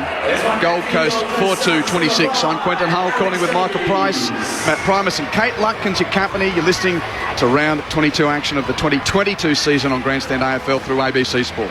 As you said, Kate, their efficiency's improved, which has allowed them to connect from back 50 because they've been pinned there a bit this quarter there. But when they get inside 50, they can certainly bring some really good heat because that's something that stood up for them all year. It wasn't a classy goal, but a lot of hard work. Denied Katz any easy outlet, and Davies, who's worked hard around the clinches when he's been on ball, was up forward on that occasion, and the big ruckman landed in his back and got a nice shot on goal. So good work by the Suns, and good to see them continually trying to take the game on. Day to Dave on the SMS. Cheers from Wollongong. Glad to hear the name of Tom Stewart. Go Cats. The number 0437 774 774. And in the middle, Geelong's going to get a clearance, but it's going to be a free kick. Play on advantage anyway, Selwood. Inside 50, Cameron. He was the target. Good spoil by Jai Farah. Roved by Brandon Ellis for the Gold Coast. He bounces the ball outside 50. Little 9-iron kick finds Farah again. Now a long kick towards the logo. Out of side, well taken by Davies. They're looking a bit sharper now, the Coast. He chips a 45-degree pass. Tuke Miller still inside the centre square. He looks for Rankin. It goes through the hands. Well spoiled there by Kolajasny. Ball spills at the back. Now Rankin against the boundary line. Gets up to 50. Lowers the eyes. Went through the hands of Rosas. Well roved by Guthrie. Gave it to Dangerfield. He tumbled it forward. And Rowan playing in front took a mark. Plays on quickly. Kicks to Hawkins. Edge of the centre square on halfway. Transfer to the flood downfield. Numbers are plenty. Lucky number 14. Selwood takes the mark. 40 out directly in front. Not often Joel Selwood gets an easy one like that, just streaming forward with no one on him there, but just the turnover caught them napping the Suns defenders here, ball watching, and had 2 plays over the back, as you call Q. Joel Selwood's got on the end of it. Well, I wonder whether that's just that extra ping in his legs. The last time he's had such an infrequent appearance, he plays so much footy. It's his 17th game this year. His least was 15 games in 2020, but that was the abridged season. So essentially, it's the least amount of work he's had in his career. He's pushed that across the face for a point, mind you. We know how much work he does, but it's just showing the way that they've been able to manage him and get him cherry ripe for the finals. 38 the diff. And also, Q, he spends a bit more time forward than previously too, because they've got more options to go through the middle of the ground. So the Gold Coast now bring it across the face of goal. Caleb Graham receives from Ellis. Handball now to Tuke Miller. It's a long kick towards the logo commentary side. Beautiful double-fisted spoil by Reece Stanley, rode by Parfitt. Tackled off it. Handball back to Stanley under pressure. He keeps going. He turns it over. Miller for the Gold Coast. Lowers the eyes. Casbolt at centre-half forward. Drops an absolute pud. Picked up by De Koning. Now they'll get out of here, the Cats, based on the mistake from Casbolt. Menegola. Handball through now. Kolajasny gets over the top. Blitzars. Handball over the top to half forward to Myers. Myers inside 50. Misses Tomahawk. Now the Coast with a chance. Oh, they've turned it over. Parfitt in front of the goal square. Now they'll get out Anderson. The handball to Miller, and the flaring kick right will find Flanders. On the bounce, so he plays on Sam Flanders. Kicks to Day on the wing. Day in the setting. Sun for Gold Coast. Kicking towards Rankin in the pocket. Beaten to it by Tui. And Zach Tui takes the grab for the Cats. Kicks in field. Marked by Kolajasny. Kicks it out towards right half back. Menegola takes the grab. Continues the transfer down the Nerang River wing. Kick is marked by Blitzarves. He kicks it to Myers. Uncontested transfer around the boundary. Myers gets it to Atkins. Atkins gets it to Selwood. Chip all around the boundary. Suns nowhere near it. It hasn't touched a Gold Coast hand as Hawkins leads and marks 40 yards. What was it, 5 20-metre passes, Matty? Something like that? Nothing. No, there was no body work. It was a great execution by the Cats, but the Suns were just caught napping 2 or 3 seconds off, and as you mentioned, Q, good call, just great transition all the way down the ground. And here's a good text responding to one of our earlier asking about Max Holmes and the Rising Star. He isn't eligible for the Rising Star, of course. Played too many games last year, so there you go. Man who thought he might have been here as an athlete during his earlier career as a hurdler. But anyway, here's Tom Hawkins trying to edge Jeremy Cameron's lead in the leading goal kicking. That one won't have the journey. Punched through on the goal line by Anderson. Yeah, it's got the Yips queue, chasing it. Well, what do we got? Charlie Curno's got 61, and now Jeremy Cameron's up to 58, and Hawkins remains on 54. That's a point. 10-5-65 leads 4-2-26. Gold Coast bring it back in now. Jai Farah. Long kick up the commentary wing. Oh, what a ripping, mate. You've got to pay that umpire. Yes, you do. Kolajasny backing into the pack and took a ripping double grabber. Took a lot of physicality as well. He goes into the logo now by foot to find Parfitt. Long one inside 50. Collins fists it forward. Front and square Miller for the Gold Coast. A handball to the run of Ellis. That's a nicely weighted kick to find Scholl on the wing. He's got Rankin running for him. Ignores that. Goes into the middle of the ground. Goes to centre half forward. Rankin still at right half forward by himself. Ainsworth now decides to drill it straight down the throat of the Geelong player instead, and Isaac Rankin does the moving pictures. What about me? Kicked it to Menegola. Menegola clears for Geelong on the wing. Gathered by Myers, hand pass infield. Holmes runs to 50. Right foot strike on goal. Cameron lets it float through. A running goal from the running junior. First of the afternoon / evening for Max Holmes. 11 for the Cats, 45 the lead. At 11-5, 71 to 4-2-26. Just the last two inside 50s. Casbolt dropped a simple mark that would have gone inside 50. That occasion there, Ainsworth just had to be an advantage kick, and they had the numbers on the Suns, but he kicked it straight to Menegola, and then the counter-attack both times have cost him one. Selwood's missed shot on goal, and that time it cost him a goal. Just the complete opposite of when Geelong go inside 50. Their execution's elite. The Suns is very poor. Yeah, it seems this quarter that the Suns are building it out of the back line much nicer. They're not just kicking that pressured kick and turning it over in the 50. They're actually working it up, but you're right, Matt, they're really slow on that transition, and they're not two-way running, which is getting Geelong the easy inside 50. Slight concern for the Cats with Gary Rowan on the bench, and we know that he has had a lot of nerve issues with his back and hip, only his 8th game of the season, so we'll keep an eye on that. 38 inside 50s to 17 in favour of Geelong now, and the disposal count plus 32. He's having a kick on the bench, Gary Rowan, so I don't think it's too bad. Excellent. So we get back into the middle of the ground. The clearance now, Dangerfield, handball, Parfitt. He scrubs it back to Dangerfield. Deft little touch. Got it out wide to Buse. Now to the run of Sam de Koning. He lowers the eyes inside 50, looking for close. Spoiled by Darcy McPherson, roved by Swallow. He tumbles it forward. Nice mark by Lukosius, taken in front of his opponent in Rhys Stanley. Lukosius now. It's a low kick looking for Rankin. It was really well read by Tom Stewart at what he does. He fists it over the boundary line. A little bit of a toe-to-toe between Isaac Rankin and Jed Buse. We've been around a bit. I'm having flashbacks with the way that Isaac Rankin's looking today and playing today. Yeah. But you know what Acker would say? The young fella's got a long way to go yet, you know. He mumbled that. He's travelled interstate, Jace. That's why he's not with us this week. Dangerfield at the cold face. Hand pass towards the boundary line, back out of play. And even the way he's sort of carrying himself, his arm swinging, his walk, yeah. Got a semi-strut, do a handstand after the game. You got a soul, champ. I know it's the end of a long season, but what are we, 2022? It feels like 2002 at the moment with number 22 out there. Throw-in on the wing, won by Anderson of the Suns. He'll kick Gold Coast into attack numbers with Geelong, though, and the mark taken by Tui. 3-on-2 Cats there, and Tui was able to fly and take the grab. Kicks it to the pocket for Henry. Takes a low ball, cradles it to his chest for a mark. He kicks it to right half back. Kolajasny has it, doesn't like that direction, kicks it back to Henry, who's in the right back pocket. Geelong leading by 45 points, having led by 31 at quarter time. About 2.5 minutes of playing time left before half time. Henry long to the outer side. Near the boundary, Cam Guthrie presents and marks, despite the close attention of Hollands.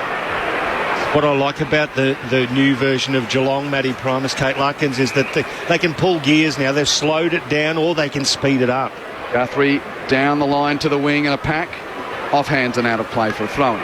You're right, Q. They weren't able to play at a quick tempo. It didn't suit them, but now they certainly got the ability to do that with a few different additions in, and Cameron playing a bit further up the ground, but now they're just trying to kill the quarter and go into half-time with this lead. Greg from Geelong texts, Isaac who? Now, I'm wondering whether he's talking about Isaac Smith not being there or our reference to Isaac Rankin. Well, Isaac Rankin, he's a very talented young player, but 700 grand a year, that's debatable. It's a long kick out to the outer side. Patrick Dangerfield physically gets in front of Roses, takes the mark and just dabs a little pass forward to the run of Cam Guthrie. Hard against the boundary line at right half forward. He's got a lead. Finds him. Jeremy Cameron takes the mark. He might be 55 out, but he's on his left. He can wheel. Now from 55, lowers the eyes. The pass is sublime. And he hits Brian Myers on the chest. 35 out, 40 out, let's say. Tight angle to the right, though. Disappointing by the Suns. There was 15 players in their back 50 then of the Suns, and they still allowed an easy lead up. So these guys just too conscious of the men, just watching the ball, not trying to defend any space at all. And the beauty of being at the ground, Matt, the way, and Kate, the way that the Cats move the ball into attack. A well-oiled machine, isn't it? Oh. So Brian Myers, he was a very accurate kick last year. He just gone off the boil a bit in that regard. Comes in from 40, stabs it low. Make sure he gets it through. 12-5-77 the Cats, 4-2-26. It is now a 51-point margin late in the second quarter on Grandstand AFL. Michael Price and Quentin Hull calling your action, and your experts, Matty Primus and Kate Lutkins. Yeah, just Kate, just their ability to transfer the ball is extraordinary to watch, and so there's that aspect which we're praising Geelong a lot tonight. But the Suns are well off. We've seen them quite a bit over the last 6 weeks, and their pressure is what's kept them in games when they've played up here and a couple of road games. But their pressure is non-existent tonight. Geelong are very good, but the Suns are making it even easier for Geelong to move the ball at the moment. Yeah, they do seem to be that 2-3 seconds off the ball, especially in that transition play. Like their intent and their work rate is just not there tonight. Yep. Is there a sense of trying to go head-to-head with them and just being outgunned? I wouldn't think so with the way Dewey coaches, no. And you can see they've gone to him a few times, and he's really disappointed with the way they're going off the ball. Matt Primus with you on Grandstand AFL. Centre bounce clearance for Gold Coast. Miller shrugged off the ball by Dangerfield. Dangerfield's given away a free kick. The old drag of the collar to deck. So that was rough play. Miller with the free kick. He's up and okay. Chips it wide to Graham. Graham marks and chips it to Swallow. The veteran Dave Swallow had another very good season. Played every game this year for Gold Coast. One of 7 players to do so. Kicks to Chol at half forward. Chol from behind. Henry got in front for the Cats to make the spoil and then follow up with a tackle. That was fantastic work from Ollie Henry. Clamp on Isaac Rankin to force a ball up. An attacking 50 at right half forward for the Suns. Umpire throws it up right on the arc. I was taken by Dangerfield. He lets it loose. Parfitt now hooks it around his body. Bounces through the hands of Atkins, and Caleb Graham fists it forward just as the half-time siren goes. They've extended their lead, the Cats. It is a 51-point lead at half-time after they led by 31 at quarter-time, and they've banged on 12-odd goals. Tyson Stengel's got 3, Cameron's got 2. Singles to Holmes, Hawkins, Menegola, Guthrie, Parfitt, Blitzarves, and for the Gold Coast, solitary 4 goals and all single goal scorers. Rankin, Hollins, Davies and Day are your goal scorers. 51 points at half-time, Q. After earlier today, the Western Bulldogs defeated Greater Western Sydney by 5 points. Final score at Docklands, Dogs 9-8-62, Giants 8-7-57. And Adelaide defeated North Melbourne by 29 points. Crows 15-13, 103. Kangas 10-14, 74. Melbourne and Carlton along with West Coast and Freo to do battle later on this evening. But Matt Primus is already tucking into the half-time snakes, which are always provided, the lollies, by Michael Price. So Kate Lutkins, if you please, since you're showing the discipline in the broadcast box, can you start our comments before we go to half-time while Matty chews on that snake? Matty chews on the snake. Yeah, you just beat me to the snakes, that's all. Too quick. Too quick. It's because I'm in the back row and here. The only reason we've got some left while we're talking about the great man, yes, Acker exactly usually right. eats them by quarter time. Take advantage of it. Might have to dye my hair and cut it short and come as Acker next time, maybe. Well, you've done something that he never did, won a BOG in a grand final. There you go, Kate. Don't sell yourself short. What are you seeing? Oh, look, as we've said all game, Geelong are just far more experienced and strong out there on the field, and Gold Coast are just really slow in that transition. There's only 3 Gold Coast players in the top 15 in disposals. So that's going to say, like, Gold Coast they're not using the ball too much, but when Geelong have it, their whole team is using it, and they're really hitting those marks and using their players and not overusing it as well. Yeah, I'd love to watch the last quarter last week when the Suns played the Hawks, and they just played on at all costs and got the ball going inside 50 and probably should have won the game or nearly pinched it. But they're going at the moment 110 kicks to 38 handballs. So they're just kick mark, which Geelong just love that. They'll set up their defence. They'll pick off your little kicks when you're trying too much on, and then they're just getting them, as you mentioned, Kate, on the counter-attack. So I'd love to see them after half-time to try and get some more handball, play on a bit more cost. Yep, you might turn the ball over, you might kick it not great inside 50, but if they don't do that, at the moment the Cats have had 40 inside 50, so they're on pace for 80, which is this scoreboard will blow out to a 100-point loss. So they've got to try and get the ball up their end and keep it down there and get the scoreboard ticking over and get it away from the other end, which the best way of doing that is they have to play a little bit quicker. Matt, just to put your coaching hat on for a moment, of course former Port Adelaide coach, but still part of the Southport structure here. Now that you're seeing them in the flesh, what are the things that you think, how do you structure up? How do you stop Geelong? If I'm sitting back here, if you were going to the rooms at half-time trying to stop this, what could you do? Well, I think that what I just said there, you have to play quick against Geelong. You know, sometimes you might have to slow down if their defence is set up behind the ball, but if you can, because the Suns are going okay around the contest, if you can match them around the contest, which I think the good teams can, you've got to play quick. Otherwise, their defence, their tools, the way they structure up, Cameron up the ground, they'll just stop you scoring. So if you can play quick, I reckon you can expose their defence big time, and I think a couple of teams have showed that this year, but that's easier said than done, because you do open yourselves up on the counter-attack, and teams do look at their forwards 6 or 7 and go, well, we need some protection there. So it's the understanding when you can go quick and when you have to go a little bit slow. But they're your opportunities there. But look, to a large extent, there's a reason, as you said, Q, why they've won so many on the road, sitting on top. They are well-oiled at the contest, well-oiled with their way their forwards work. Their backs are amazing, the way they always have a spare and drop off and support each other. They are, as we know, the real deal, and they're going to be, their style of footy, I think, is really going to hold up in finals. Thank you, Matt. Thank you, Kate. Matt Primus and Kate Lutkins, your analysts. Half-time at Carrara.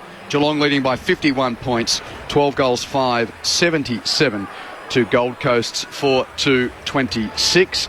I hope you're enjoying your Saturday of footy on Grandstand AFL. We'll be back with more from the Suns versus the Cats after the latest from the ABC Newsroom.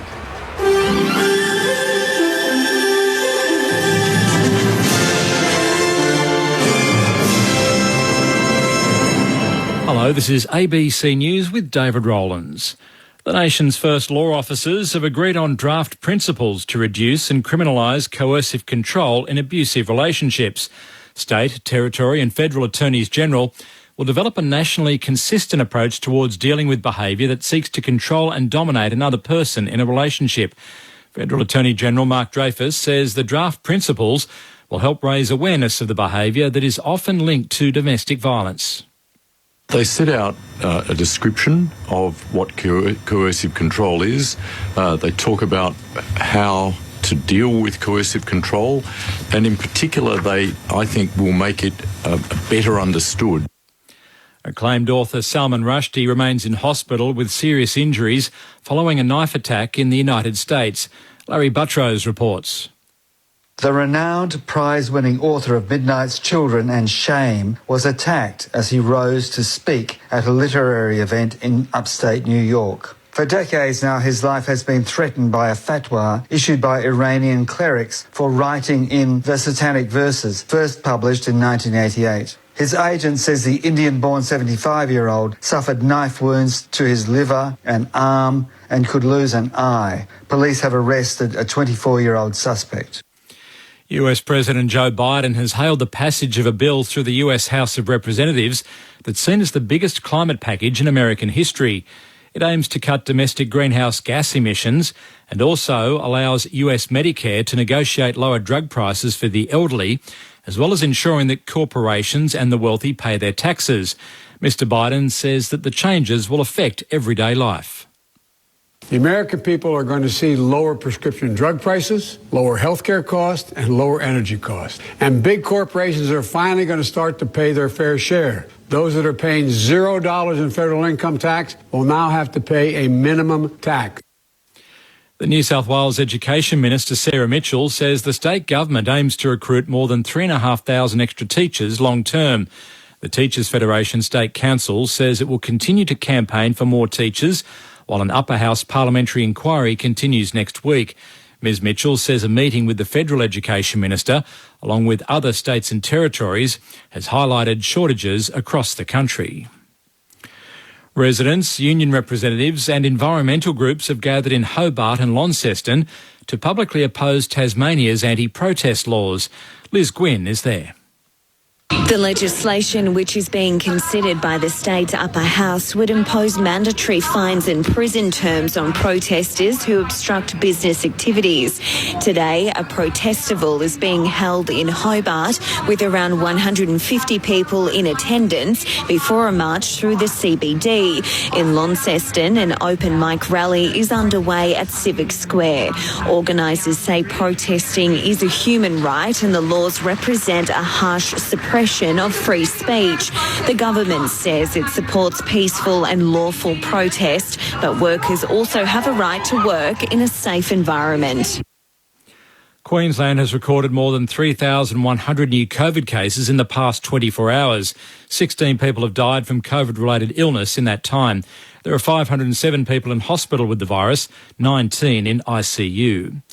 Police in the Balkans nation of Montenegro say a man who killed at least 10 people in a mass shooting yesterday was killed by a member of the public, not by police as earlier thought. They say he shot a family staying at his house and then fired randomly at people on the street. Montenegro's Prime Minister has called on the people of the tiny nation to stand with the families of the victims. In AFL, Fremantle will honour retiring club great David Mundy in tonight's 55th Western Derby against West Coast at Perth Stadium. It's the Dockers' last home game ahead of the final series, and the side must win to stay in contention for a top 4 spot. Fremantle coach Justin Longmuir has told ABC Sports Talk it's important to celebrate Mundy's 17-year career. He's composed, calm, process-orientated, and he just knows how to execute under pressure. And he's always, stood up for the club, and he's such a humble guy. And the Sydney Roosters have registered their 5th consecutive victory in the National Rugby League by casting North Queensland aside at the SCG. The Tricolours marked the 200th NRL game of their captain James Tedesco with an impressive 32-18 defeat of the side that sits second on the ladder. Hello, I'm Patrick Stack, and if you like great stories and you enjoy sport, then I reckon you need ABC Sport Daily in your life. We're talking stratospheric amounts of cash with these people. He blew a gasket in a way that I can't ever recall hearing before in a post-game press conference. I don't think I'm the first person to say it feels a little cultish at times. So what does it look like when you got all those... Oh, it is, and I'm one of the ever faithful. It's a daily sports conversation, and it's called ABC Sport Daily. Find us on the Listen app. It's Arts Week, and across the ABC, art is everywhere. Get involved with ABC Classic and Gardening Australia's Classic Choir. On ABC TV and ABC iView, catch specials on artworks, Rachel Griffith's Great Southern Landscapes, and lots more. Wow. And keep listening for all kinds of treats right here on ABC Radio. Arts Week 2022. Find out more at abc.net.au/artsweek.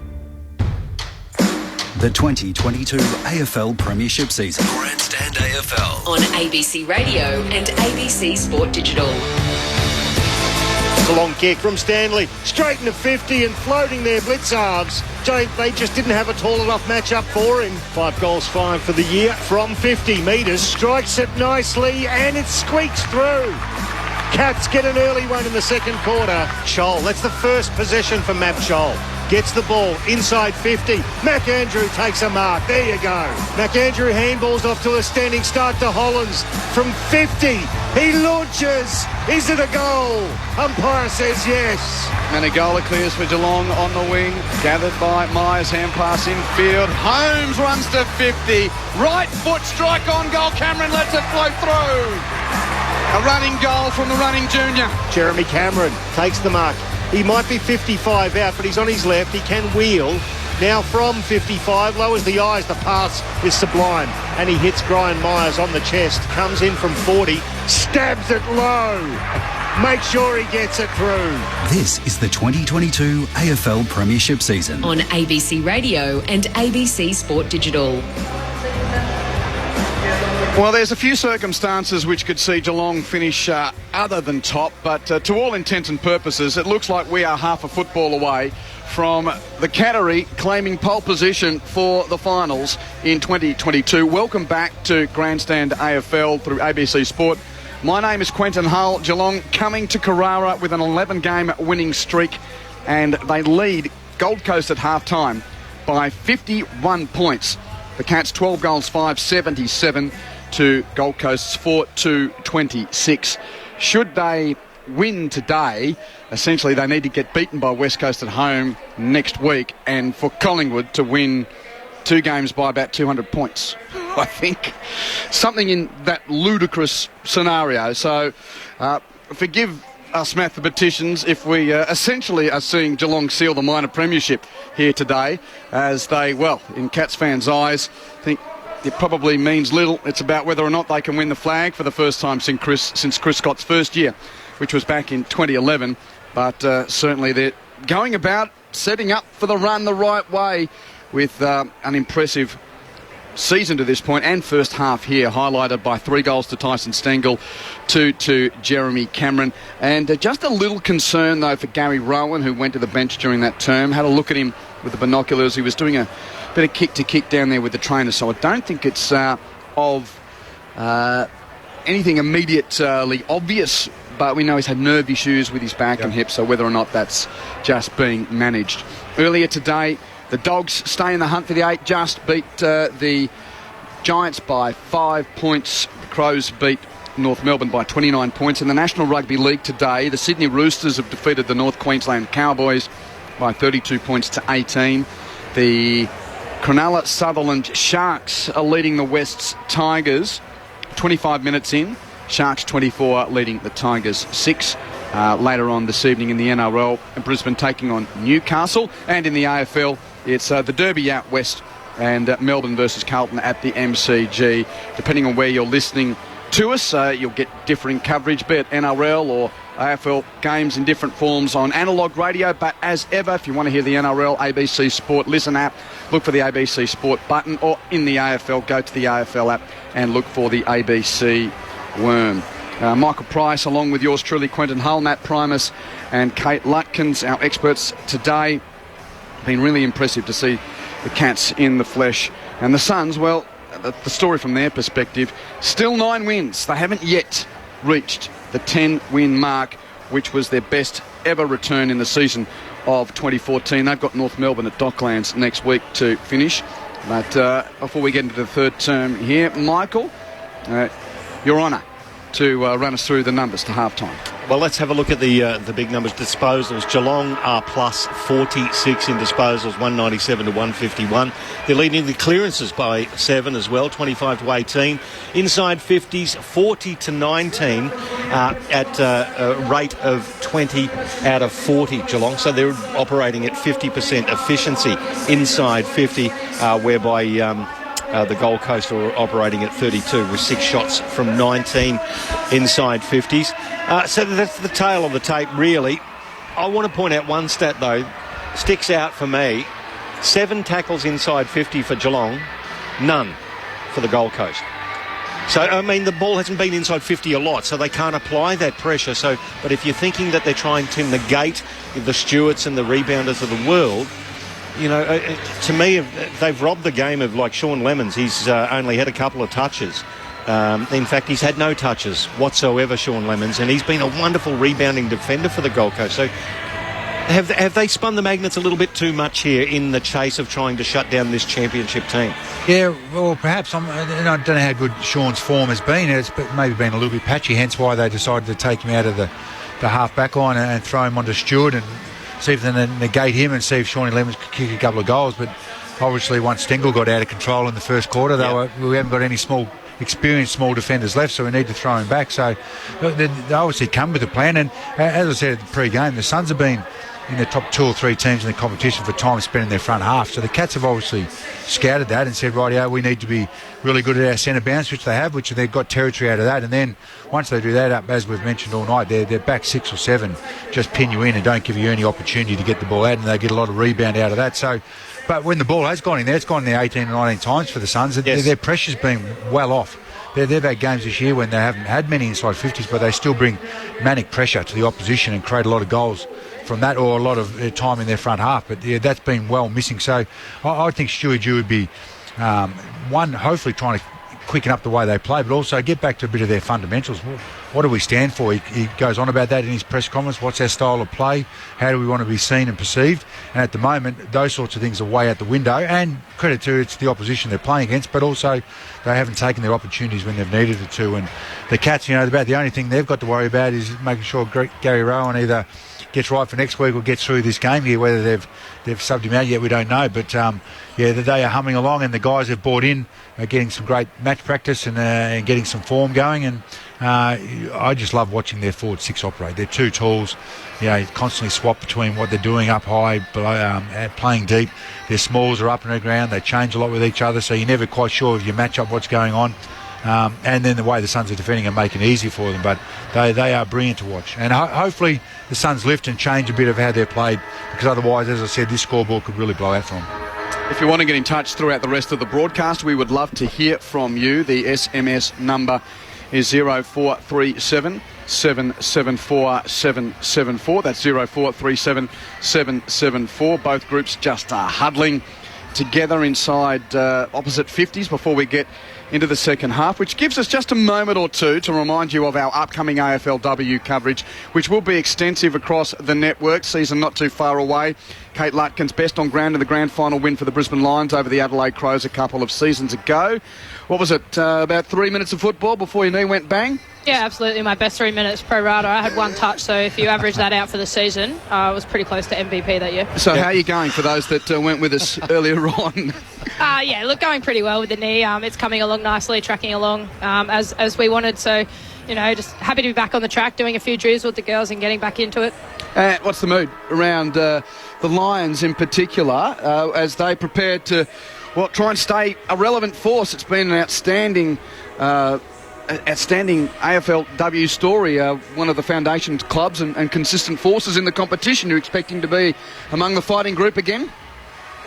We always set high standards for ourselves, and if you're playing, you're in it to win it, and you're in it to be in that grand final and the dance at the end of the year. So that's what the girls are aiming for. They've worked extremely hard this pre-season, and it's been harder than any pre-season has been so far. So the girls have definitely worked hard and put the effort in. And on cue, Fred from Caboolture texts. Great to hear AFLW's best defender on the ABC commentary team. Do you know a Fred from Caboolture? Cheers, Fred from Caboolture. Yeah, good on you. 0437 774 774. Plenty of AFLW coverage coming your way on ABC Sport.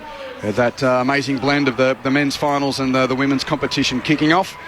And we'll be across it all.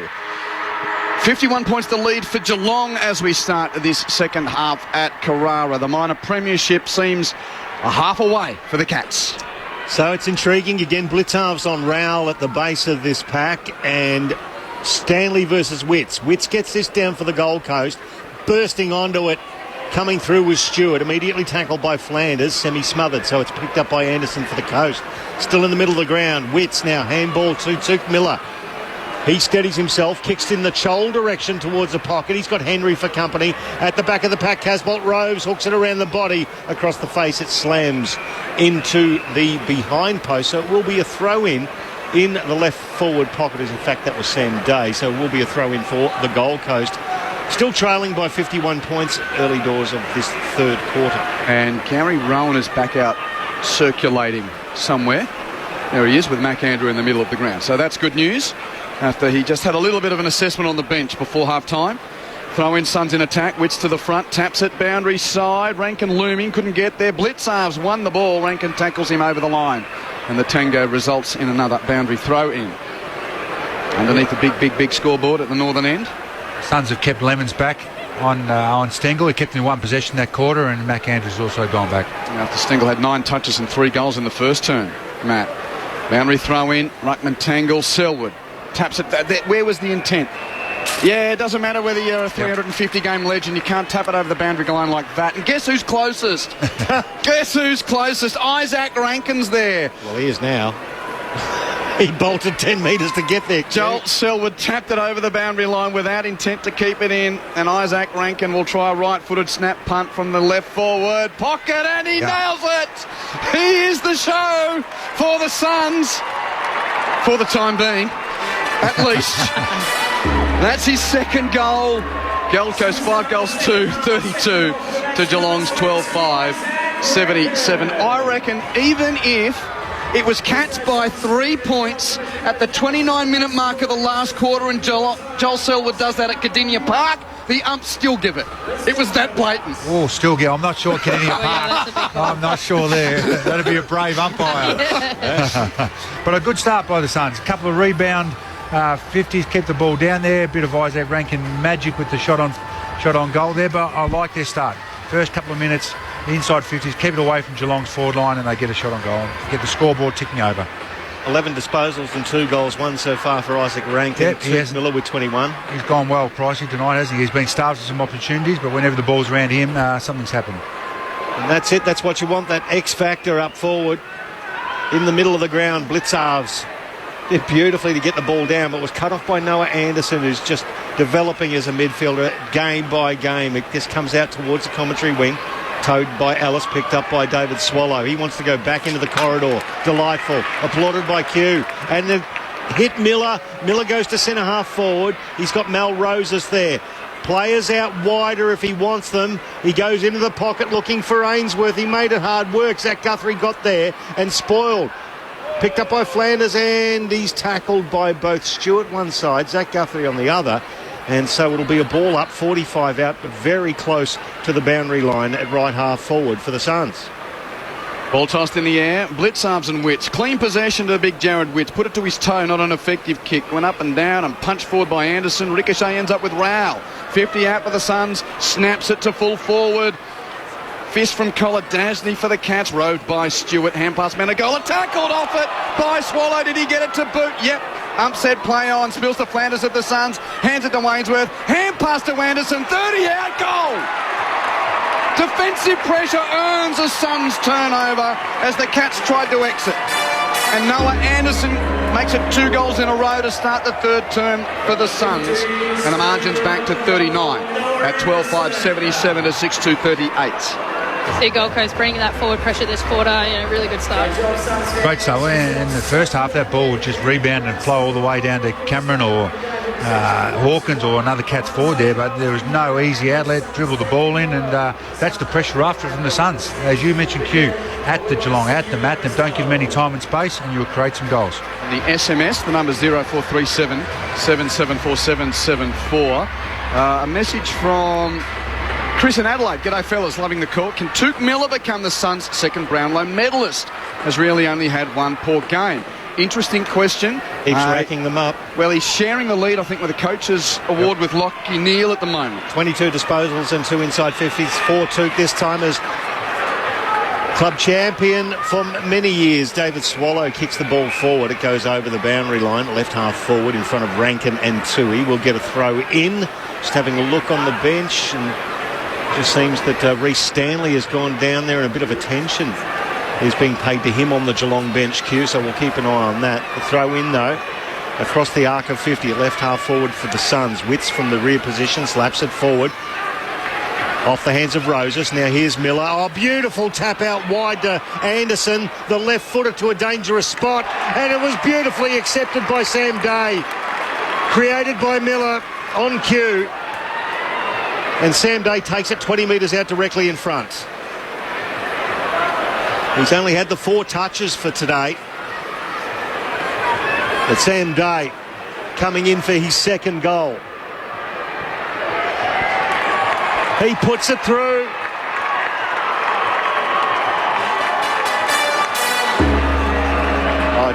It's Jack Lukosius who kicked that one, Pricey. Well, Champion Data's got it wrong, Champion, because number 12 is Sam Day. Yeah. But it was Lukosius who kicked it. Okay, well, yep. We're going through there. There you go. It was Lukosius. Yep. So there you go.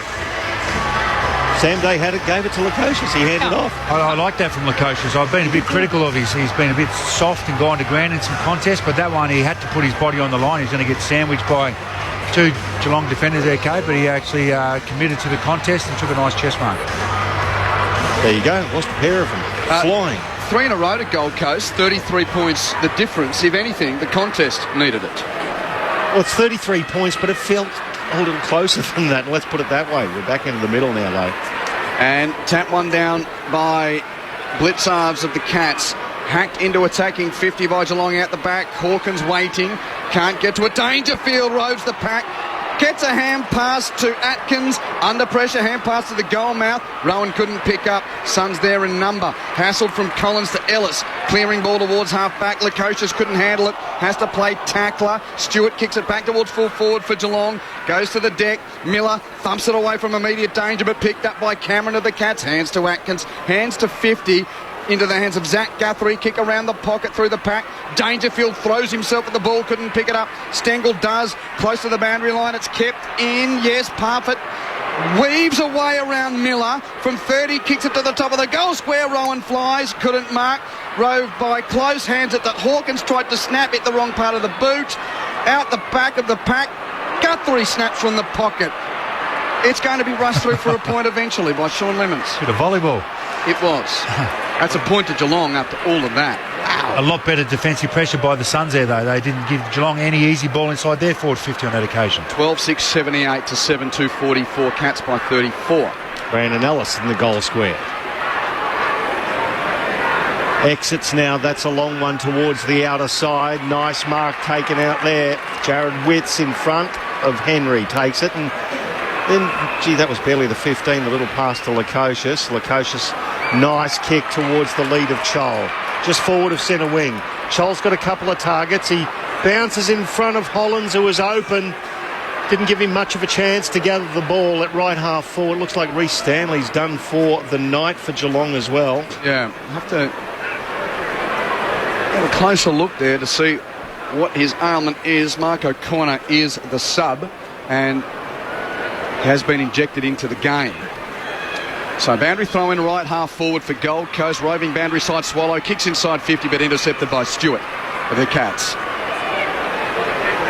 Tom Stewart, having been freshened of his own indiscretion from earlier in the season. Chips infield. Marked by Guthrie of Zach variety. Kicks to wide half back, marked by Henry. Going to kick to Menegola, running hard to the wing. He's in space, takes the mark, looks deep. Numbers for the Cats inside 50. Menegola's kick goes too low for Cameron and through him. Picked up by the Suns, Farah. Clears defensive 50 with a kick to a pack. Wonderfully won by Buse. Tapped it away from Witts, won it himself. Kicks to attacking 50. Juggling mark to the injected... I thought that was O'Connor for a sec. No, that's Dangerfield out there. Dangerfield has been, mark or free kick? Mark, I think. What about the win by Buse there? 2v1, just to be able to steal and keep his feet. So Patrick Dangerfield,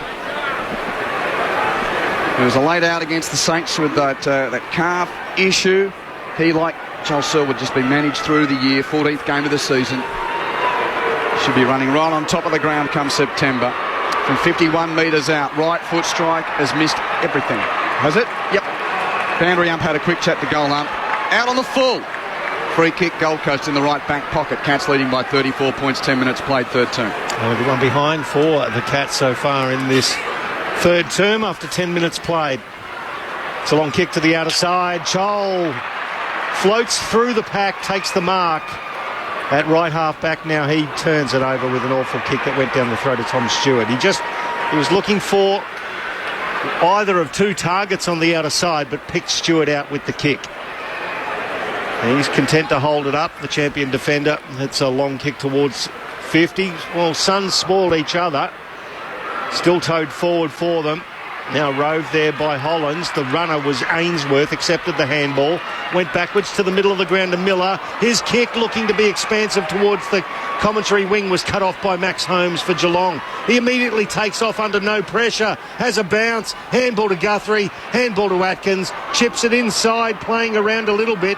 Parfitt tackled, does a 360. Now handball back outside 50. Holmes loads it up into the pocket and off hands. An ill-directed kick will be a throw-in the right forward pocket.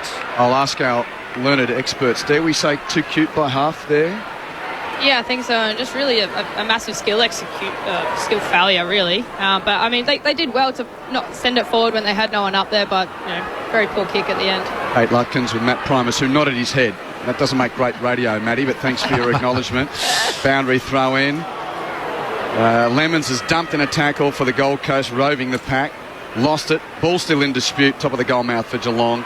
Watching, waiting, saying play on.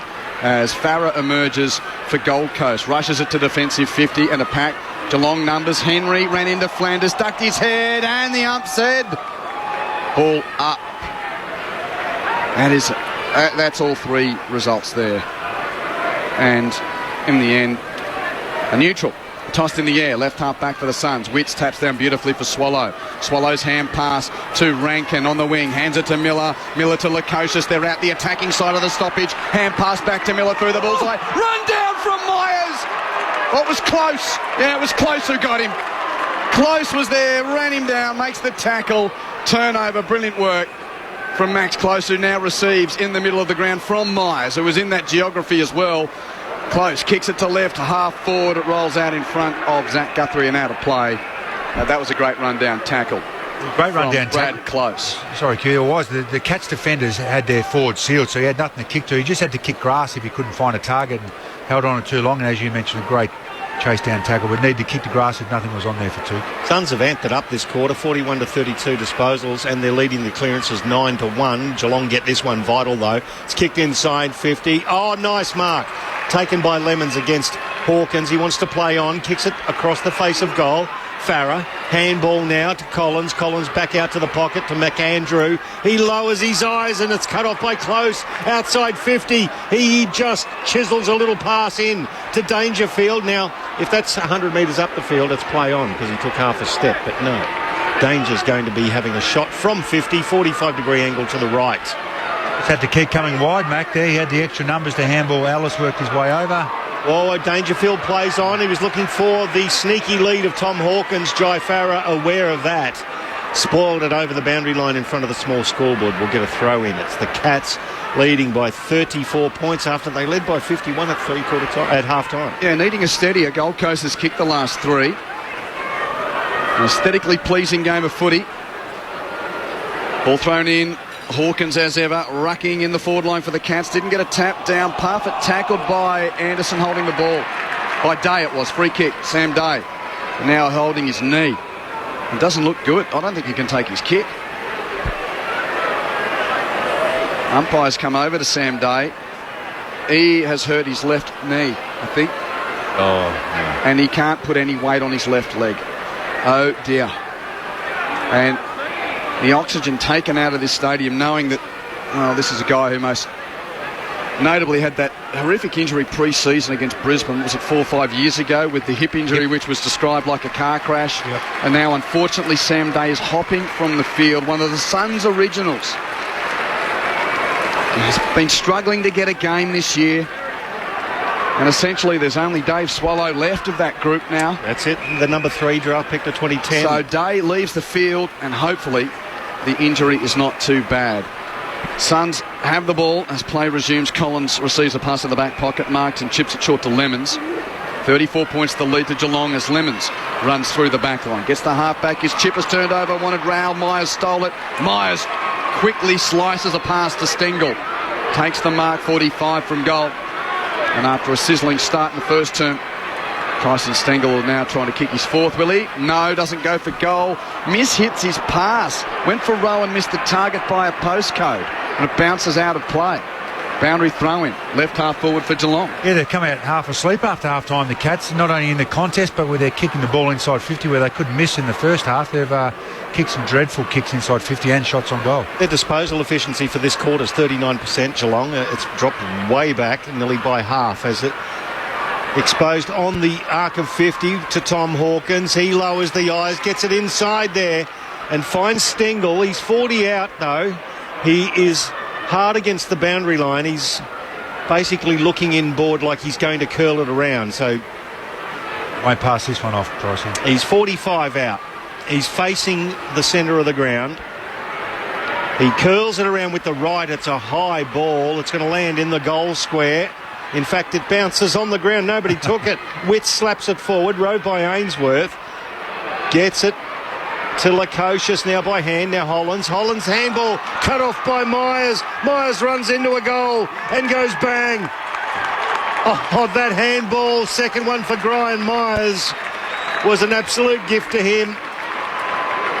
13-6-84, plays 7-2-44, back to a 40-point margin with 17 gone of the third term. Yeah, the handballs have cost them a couple of skill execution, but I'd rather than do that than play slow and try and kick a mark. Otherwise, I'll never get it out of there. And we saw that in the first half. They were well behind the scoreboard. So I don't mind them trying to take the ball on. You just got to keep attacking there and don't worry about giving that goal against there. Otherwise, the Cats will pin them in and this scoreboard will blow out.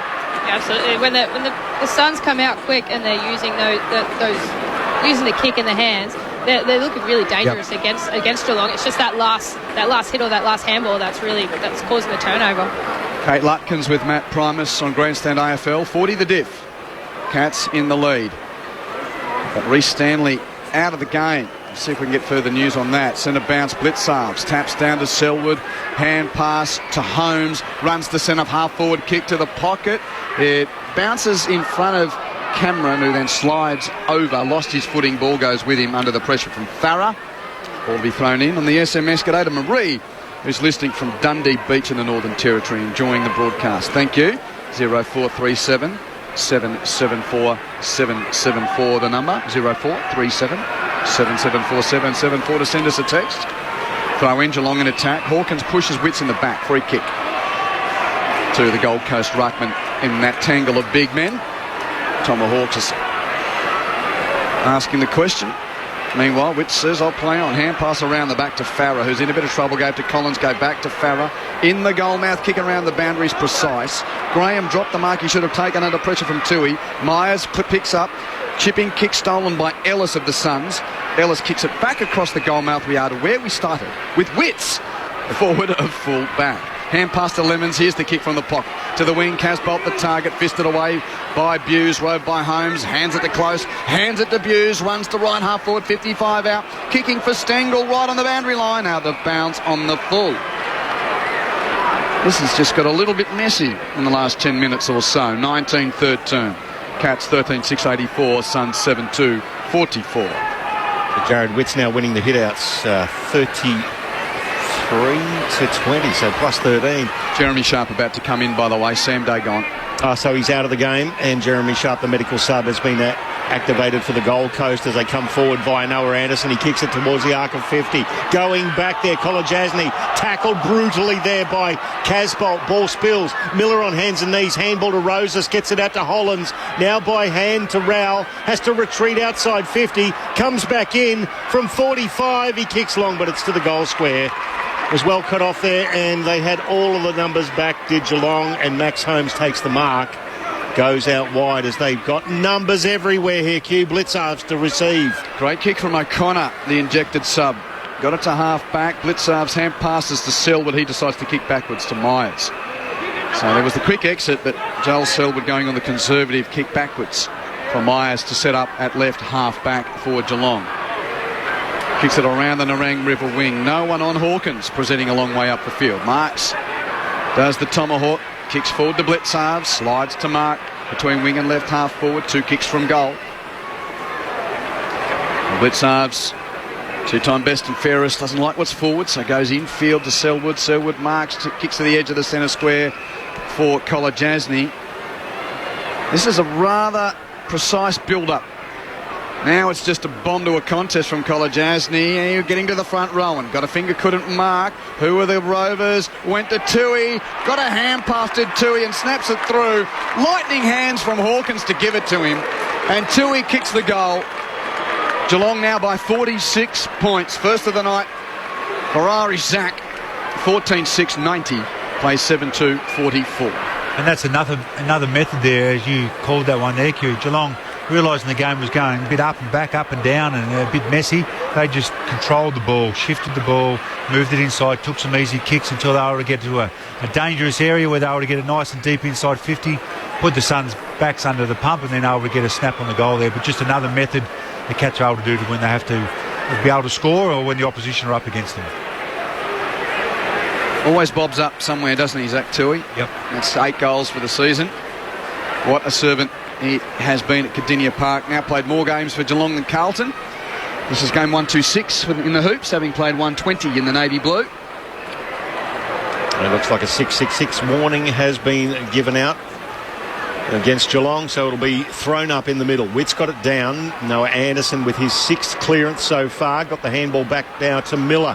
Disposal 26. Inside the 50. Casbolt provides the contest. Ball spills. Guthrie can't pick it up. Swallow out to Ainsworth. Ainsworth now.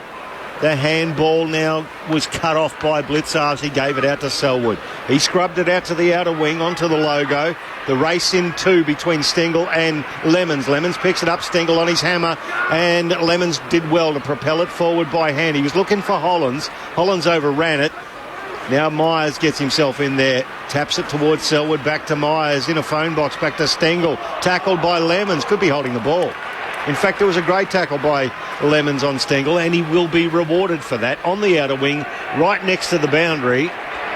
Well, it will get returned to him, and crowd wants 50. They're not going to get it. No, well, he just didn't put his hands up to catch it, that's all. Done a great job, Pricey, since quarter time, hasn't he? He's only had 13 touches, so he's had 3 since quarter time, Stengel, and no shots on goal. Lemons infield to Ellis. Big switch across the centre square with the kick marked by Farah, who now runs back to the bullseye. Takes a bounce. Takes on the corridor. Kicks it inside 50 over the head of Flanders. Missed the target. Coming out was De Koning of the Cats, combining with Blitzarves. Geelong get out of it. Quick hand pass goes to Zach Guthrie. Kick towards the wing. 2-on-1 Cats. Cameron and Rowan there with Andrew. Cameron gathers for Geelong. Chips over the head of the arriving Close. Now Close holds it up 60 from goal. Kicks it infield to Tui. Tui takes the mark. So again, just when you thought they were going to rumble forward, Geelong, they take a moment or two to set things up. Tui with his right boot, kicking it to Blitzarves. Nice spoil made by Roses. Ball in dispute, 30 from Geelong's goal. Menegola over Roses to force a neutral. And the ball up. 46 points the lead to the Cats. 24 minutes, third term. Umpire throws it up quickly. Hawkins down to Myers. Couldn't pick it up. Rao could. It was towed forward there after he handballed it to Tuke Miller. Now it's turned over. Geelong have it through Dangerfield. His handball affected by the tackle. It spills now. Zach Guthrie tackled into the ground by Chol. Too high, said the umpire. On the arc of 50, Atkins comes in and gives Chol some. Handball now to Cameron, who ran to his side. The long left foot off a couple of steps. Jeremy Cameron. Superb.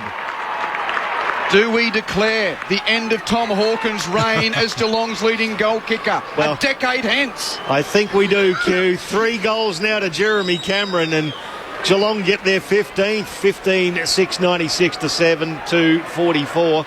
52-point ball game.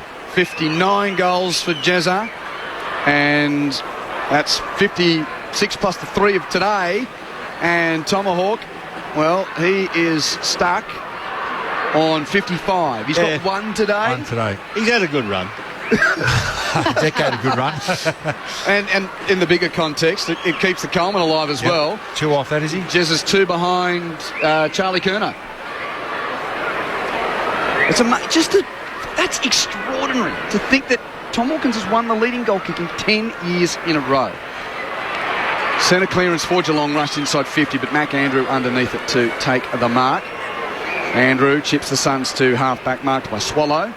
Swallow had Anderson infield on the short 45, didn't like it. Goes towards the flank with the chip to Ellis. Marks transfers to the wing, kicked it over the head of the target, Rankin. Meeting it for Geelong is Stewart. Hand pass infield, gathered by Menegola. Gets onto his left boot to rush it back towards half forward. The kick unhandled cleanly by Cam Guthrie. Seen out by Ellis. Boundary throw in. What else is impressive, Q, is a team with two players that may kick over 60 each, for a season. That's with your two key forwards. That's a pretty good combination, isn't it? And then you've got a bloke like Stengel bobbing up with 40-odd goals in a pocket as well. It's pretty handy. So they've got weapons everywhere, these Cats. Speaking of that, Dangerfield inside 50, through the hands of Cameron. Myers can't quite rove. Still tracks the ball. He's tackled into the ground. Ball spills out. Well done, Rowan. Handball out now. Menegola under pressure. Hawkins from 45 measures a kick to Buse. Well done, Lukosius. Just got a fisting ball in there. Well done by Holmes, who picked it up against the boundary line. He went for the glory kick, the outside of the right shoe, and hit the went for the behind post on the full and nearly hit the boundary umpire. Well, the ump nearly marked it off the ricochet. Anyway, Darcy McPherson will inbound from the pocket for the Suns. Kicks to, he was hoping to find Sharp, the injected sub, but 2-on-1 against him. Kolajassi was able to fly and take the mark for the Cats. Setting up for another inside 50. Geelong leading by 52. Three-quarter time imminent. Kick to the pocket. Cameron's taken the mark. He's claimed it. Whether he got first touch, I'm not sure. But the ump's given telling touch to Jeremy Cameron, which is not written in the laws, but everyone understands it that way. Yep.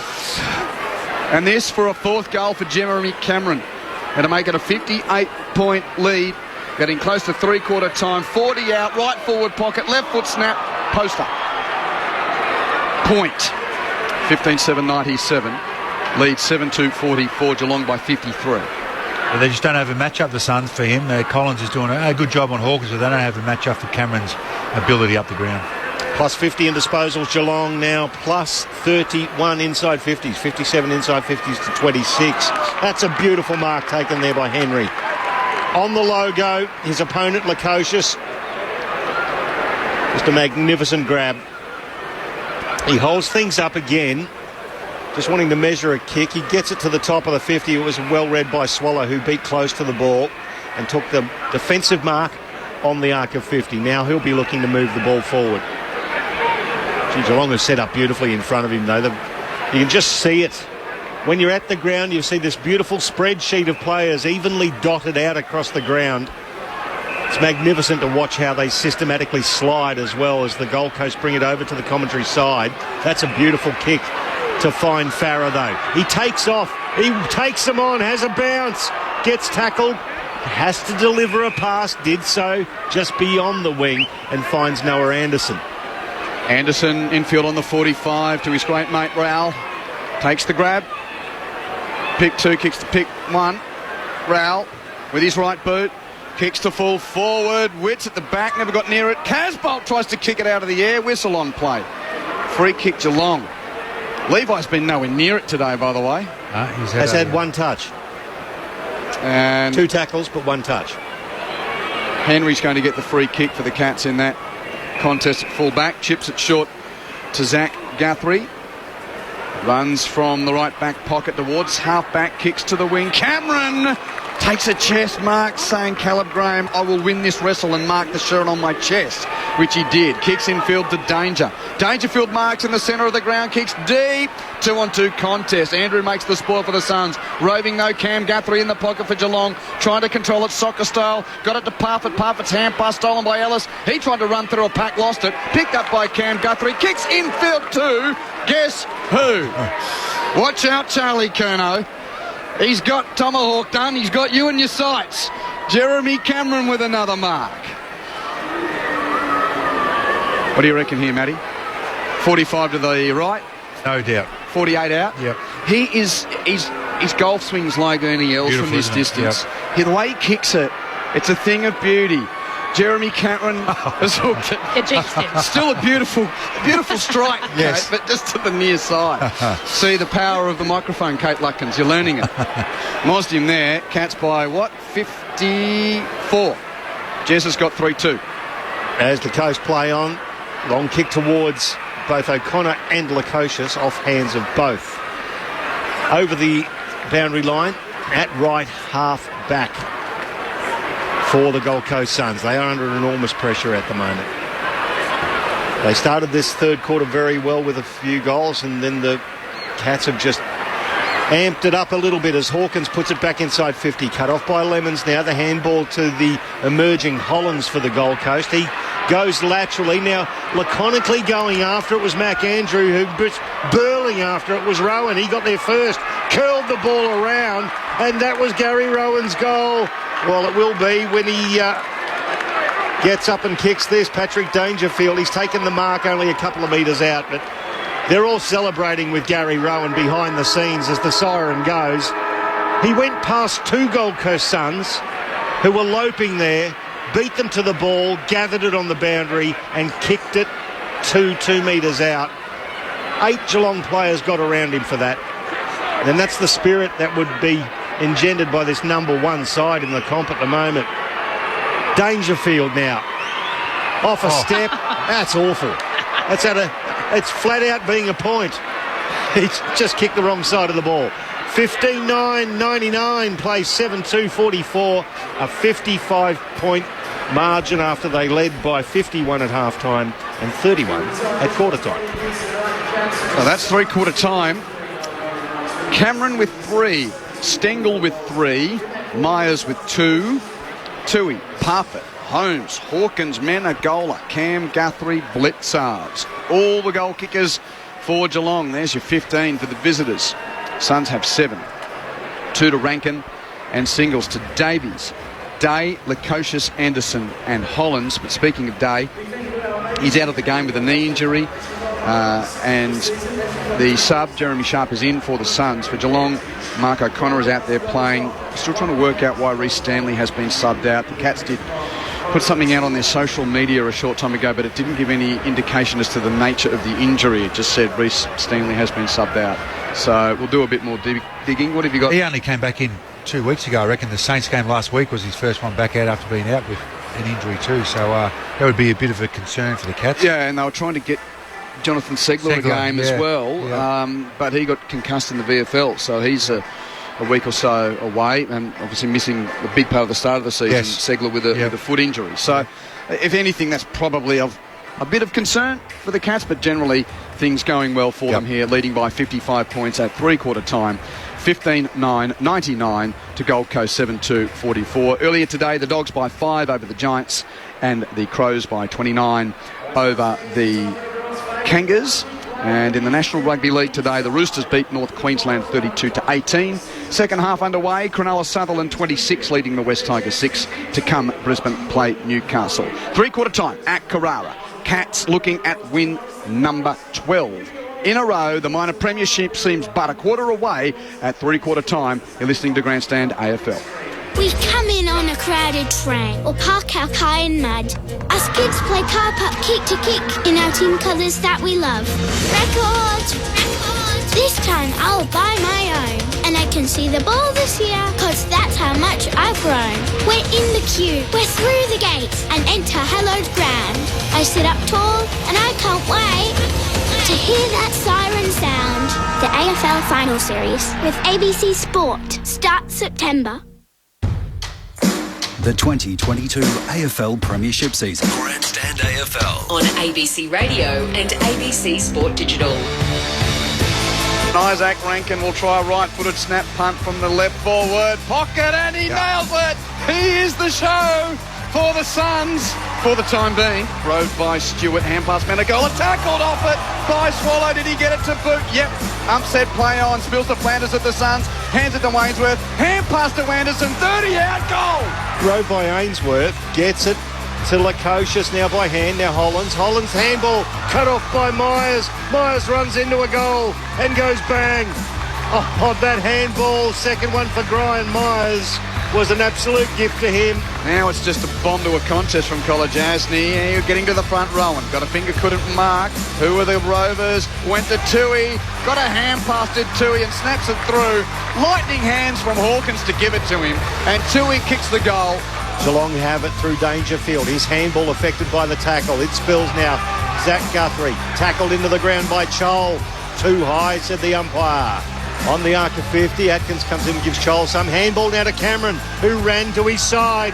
The long left foot off a couple of steps. Jeremy Cameron, superb. This is the 2022 AFL Premiership season. On ABC Radio and ABC Sport Digital. Three-quarter time at Carrara, Geelong leading by 55 points. Big Saturday night coming up. Over in the west, the derby between the Eagles and the Dockers. And what about the MCG? Just where on the grid will the defending premiers start their defence? Can the Blues actually get to the September grid? Joel Peterson, what a cracker coming up at the G. Yeah, Q, the stage is huge and the stakes are high as Melbourne and Carlton meet at the G. It is a true Saturday night blockbuster, the biggest game of the round. It's got plenty riding on it for both sides. Carlton can secure a first finals appearance since 2013 with a win, while a Melbourne win will see them move into the top two, at least temporarily. The D's have won the past 6 between these two sides, but Carlton's chances have been boosted during the week with that successful appeal to Patrick Cripps, which went late into the night on Thursday. There's a late change for the Blues. Adam Chera is out of the side with an adductor injury. He's been replaced by Will Setterfield, so no Hewitt, no Kennedy and no Chera in that Carlton midfield. Paddy Dow is Carlton's sub. There's no late changes for Melbourne. James Harms is the sub for the Demons. Jess Webster will be alongside me to call it, with Nathan Burke and Chris Johnson providing their analysis, and Lauren Gordon on the boundary. There is plenty riding on it and lots of anticipation around it. It's Melbourne and Carlton, and for most of our audience, it's on the way on the other side of the last quarter up there at Carrara. Q.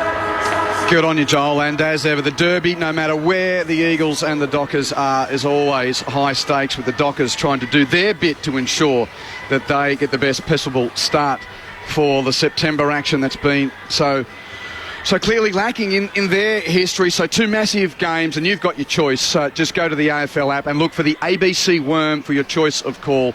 But the majority of you on local radio heading to the G after this, unless you're with us locally on the Gold Coast, where you're off to the NRL. We've got a term to go here. The minor premiership seems but 30 minutes away for Geelong. They lead by 55 points. Umpire bangs it down in the middle of Carrara. Witts gets it out for the Gold Coast towards the commentary wing. Well done by Swallow, who went in but couldn't quite retrieve it. Towed off the deck by Parfitt. Now it's with Lemons. He's worried off the ball. Witts now got a handball forward, but again Parfitt off the deck. It was well read by Brandon Ellis for the Suns, who receives it inside defensive 50. He wants to go across the face of goal to the outer pocket. He's found his mate there in Jeffrey. Now the handball off. Sharp now, and it was a long kick towards Big Mel Roses, the little one from the Northern Territory. I love the way this kid runs about. Dad's a member of the NT Team of the Century. Mal Roses Jr. out on the Nerang River wing, kicking towards half forward. 3 Cats flying the pack against 2 Suns. Gets out the back. Stewart regathers his footing to row for Geelong. Hand pass through Parfitt to O'Connor, back to Parfitt. Kicks from near the boundary at right half back towards the wing. Met by Ellis, knocked off it by Rowan. No mark paid. Graham Rose for Gold Coast. Kicks to a pack at half forward. Off hands. Atkins there for Geelong. Hand pass to Blitzars. A bit of a no-looker towards the boundary. Messi turned over. Well, Roses had got it, and now there's a free kick. Who's going to get that? Mark O'Connor's going to get the free kick among that clatter of men. Now, just seen Reece Stanley emerge on the bench. What are you seeing, Pricey? Just seeing the physio just wrapping around the leg area, so he's got the big bandage on. Yeah, it's a upper left leg issue, I think. Yep. Okay. Back out to O'Connor, who's forward of right half back on the Nerang River side. Kicks the half forward, front of the pack. Andrew couldn't mark, rode by Atkins. Hand pass to Selwood, hand pass to Stengel. 60 out hard on the boundary. Grubbing entry inside 50. What a mongrel kick. Wicks picks it up for the Gold Coast. Hands it to Ellis, hands out the back to Farah. Hands it to the goal square for Miller. Miller's kicked, poor by his standard. Stolen by Holmes. Holmes makes him pay with half a dozen. Oh, that was a shocker from Took. And Max Holmes kicks his second goal of the evening to put the margin beyond 10 goals. 16-6, 105 to 7-2, 44. For a man who has top draw standards, that is the dust underneath the filing cabinet from Took Miller. Yeah, he has, and he's had a few mistakes like that tonight. 3 or 4 kicks. You know, as we know, he works his backside off and back 50 through the middle, up forward 50. But yeah, he's had a couple of turnovers tonight that have certainly cost his team's goals. But Tutu will just keep on working and keep throwing his nose back in the trough to keep trying to win that ball. 29 disposals yet again for Tuke Miller, so he's had that kind of year. He keeps racking them up, presenting as well. And saying that with a little tongue-in-cheek, as you can hear, but that's the standard that he sets. How much tape would you have to watch to see a clanger like that from Tuke Miller? A hell of a lot nowadays. Perfect bounce in the middle. Cam Guthrie propels it forward there. Atkins was tackled. Umpire says without the ball, so he'll get a free kick. So Atkins for Geelong plays on immediately. Straight inside 50. Went through the hands of the defender in Graham. Oh, Lukosius tried to tow it off the deck. It was a great handball over the top to Blitzarves. Good smother by Collins. Blitzarves got it back at the handball to Cameron. Under enormous pressure, he just spills it through his legs. Now the Suns with another chance. Miller goes back in. The ball pops back out. The left foot snap. Atkins touched on the line. He had it on, actually it was just grazed against the post for one behind. So 106 plays 44. It is now a 62-point margin, and we've played 4 minutes of the final term. Ellis chips it to the left back pocket for Anderson. Among other things, will Gold Coast equal its best ever season in 2022? They're 9 wins. They're not going to enter that tonight. They've got North Melbourne away at Docklands next week to try and get to the 10 of the 2014 season. As Rankin receives a hand pass at half-back, tackled by Holmes over the boundary line. Holding the ball, says the umpire. Not if they play like this, Q. No. Next week they'd want to lift and do what they have the previous 3 weeks, but if they play this poorly. Holmes runs around Rankin on the mark, kicks inside 50, but kicks it to Graham, who plays for Gold Coast. Takes the mark and kicks to the corridor. Mark taken by Anderson. He kicks across to Ellis. Ellis kicks it across to half-back to allow Farris some space at half-back. He marks, hand passes back inboard to Ellis, runs to the edge of the centre square, kicks along the edge of that square, marked by Roses, turns 70 out, booms a left foot kick to the pocket, Chol with 2 to beat. The Cats conspire to spoil it away through Henry and Dangerfield, but roving is McPherson of the Suns. Hand pass from McPherson goes back to attacking 50. Monstering tackle applied by Kolajasny on a Sun who can now only be identified. Such was the nature of the tackle. That was Jeremy Sharp, who was bear-hugged to the deck. Ball up 50 from the Suns' goal. Literally part of the lower strata of the grass there. We're getting help, by the way, from our listeners. Thank you, Annie, who texts, I think it's his groin, talking about Reece Stanley. Yeah, we don't have our boundary rider, Annie, so... Thanks for that, Annie. Greatly appreciated. All helps appreciated. We don't have an official communique from the Cats as yet, but we are speculating. He didn't look too distraught, I'll put it that way. Free kick went to Miller. Miller, top of the square for the Gold Coast. It's coming off hands. Overrun by Darcy McPherson, picked up by Zach Guthrie, tackled. It could be holding the ball. Ainsworth has got him in the pocket. Umpire said no.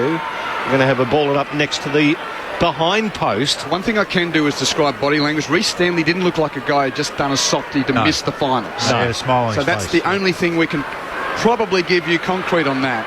Stoppage in the goal mouth. Miller tried to kick on goal. Dangerfield spoiled it away from him, or smothered it off the boot. Went to Stewart, kicks it beyond defensive 50. No Cat there. Picked up by Sharp of the Suns, kick and a half from goal. Sharp kicks Gold Coast to full forward. Joel! Big fly, no mark. Roving Stewart, hand pass Mick the target. Picked up by Rankin, bear hugged by Tui.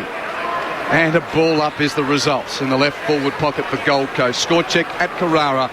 Geelong 16-10-106, Gold Coast 7-2-44, 6.5 final term. Umpire throws it up quickly off the hands of Guthrie through Blitzarves. It enters the boundary line. No, it doesn't. It's cut off there. Darcy McPherson for the Suns. He shoots a handball out. Dangerfield pinches it, takes it outside of the defensive 50. Parfitt now to the run of Cam Guthrie. Little spearing ball to Hawkins. Now Guthrie again, and it's another bounce straight through the corridor. He's got Rowan at the point of the centre square. Finds him after he drops it, and then Jeremy Cameron on a lead. 45 out, 45-degree angle to the right. Perfect side for him, being a left footer. He might take his time, but I reckon he might curl this one. Well, let's go back to a game many years ago. Well, they were just kicking it down Jeremy Cameron's throat when he was playing for GWS here against Gold Coast. Trying to get him the Coleman that year, wasn't it? It was, yes. Yeah. Finished off at the end of the year. Yep. Could be a repeat performance from 45. Jeremy Cameron sprays this one across the face. It's only one behind, so 3 goals 3 for Jeremy Cameron tonight. The score, 107 plays 44, 63 points the margin. The Cats lead, nearly 8 gone to the final term on Grandstand AFL. Entry is precise from Ellis, marked by Miller at D50 for the Suns. Chips at 15 metres forward. Ainsworth marked, pointed the centre square, right half back. Kicks to the wing for the Suns, marked by Flanders in space. Hands to Lukosius. Easy transfer this. Kicks to a 2-on-1 though. McPherson outnumbered, but the ball's out the back for him. Tui chases him down. Great tackle. Ball spills free. Geelong ball. Henry hands it to Parfitt. He kicks down the corridor towards centre half back. And the mark is taken by Kolajasny. He'll kick it to right half back, marked by Cam Guthrie. And here comes the flow. Brother Zach provides the run from the back pocket, receives the hand pass. Zach Guthrie kicks Geelong to half forward. Sliding mark taken by Close. 55 out at right half forward. Kicks inside 50 looking for Cameron. Late arriving spoil from Farah. Ball stays in play. Cameron makes a spoil too high. A tackle on Collins. Free kick to Sam Collins in the back pocket for the Suns. What about the job of the Cats backs? Chol and Casboll, 43 and 35 goals for the year. Had no shots on goals and had 4 and 1 possession for the game. Yeah, that's a brutal job the Cats defence have done there, Matty Primus. You're dead right. As Paddy Dangerfield takes the ball over the boundary line. At left half forward, they're pressing again Geelong. They lead by 10 goals. And they look every bit of the premiership favourite that a lot of people think they are. Throw in across the arc. Wits. Offhands Menegola, tracks it back, tackled by Miller, who's battling along. Spilled the ball, Menegola off the deck from Anderson, picked up by Zach Tui. With Flanders hanging off him like a cape, he got the ball away. Kolajasny by hand in there to Myers, who's had a cracking second half. Inside 50, he turns it over. Well read by Sam Collins. Will take the mark in defence for the Suns and go backwards to Mac Andrew. I reckon Chris Scott's going to assess this second half, Matty. Give me a think time on that. Yeah. Andrew to Ellis in the back pocket. Ellis upfield to McPherson. And the reason I asked that, just been a few skill errors. Yep. Transfer hasn't been as slick as we saw. I mean, we're picking hairs out of a 63-point lead here. But we're also talking about a team which gets to front row of grid or thereabouts regularly in September and fails to perform when race time comes around, so to speak. So there'll be nervous Cat fans around looking at this second half and saying, is it good enough? Well, as I said, hard to pick holes in a 10-goal win. But anyway, Ainsworth at half forward, slots an entry for the Suns, marked by Wits, 30 metres out. Oh, the look on Matt Primus's face as the Ruck Union's about to have a shot on goal. He was trying to get rid of that pretty quick to Rankin, I think it was, but realised no, he shouldn't. So this is about his distance too. He hasn't got much more leverage in his leg than this. What a mainstay he's become. Best and fairest at the club back in 2019. Essentially, when Rodney Eade was an assistant at Collingwood, like what he saw, and Rodney Eade, when getting the Gold Coast job, got Wits to the club. What a servant he's become, and he's kicked the goal. Yeah, he's had a great year, Q. He's probably in line for all Australian honours. Him and Max Gawn, I would have thought it would come down to them, or whether the selectors picked 2 or 1, but had an outstanding year. How many ruckmen should be in the All-Australian team, Matt? 4. Geelong 16, 11, 107. Gold Coast 8, 250. 11 minutes final term. That's a beautiful answer, Matty, but I reckon 2. You've got to have a couple, don't you? You can't just have the one specialist ruckman and then a swingman. I think if you've got 2 that have had dominant years, perhaps pick them. Those 2 have. I think they do need to be able to play that second position there, and very well. Okay. And Maxi Gawn's done that the second half of the year. Absolutely. True. He's incredible. Well, here we are at Carrara, 57 points the margin now. Crowd of 14,728. It's not bad considering we had a fair bit of precipitation all the way through the day. Chol goes up in the ruck. Actually took it. Lost the ball into Selwood. Handball back to Tui, who's in there. Just slapped it back towards Blitzarves.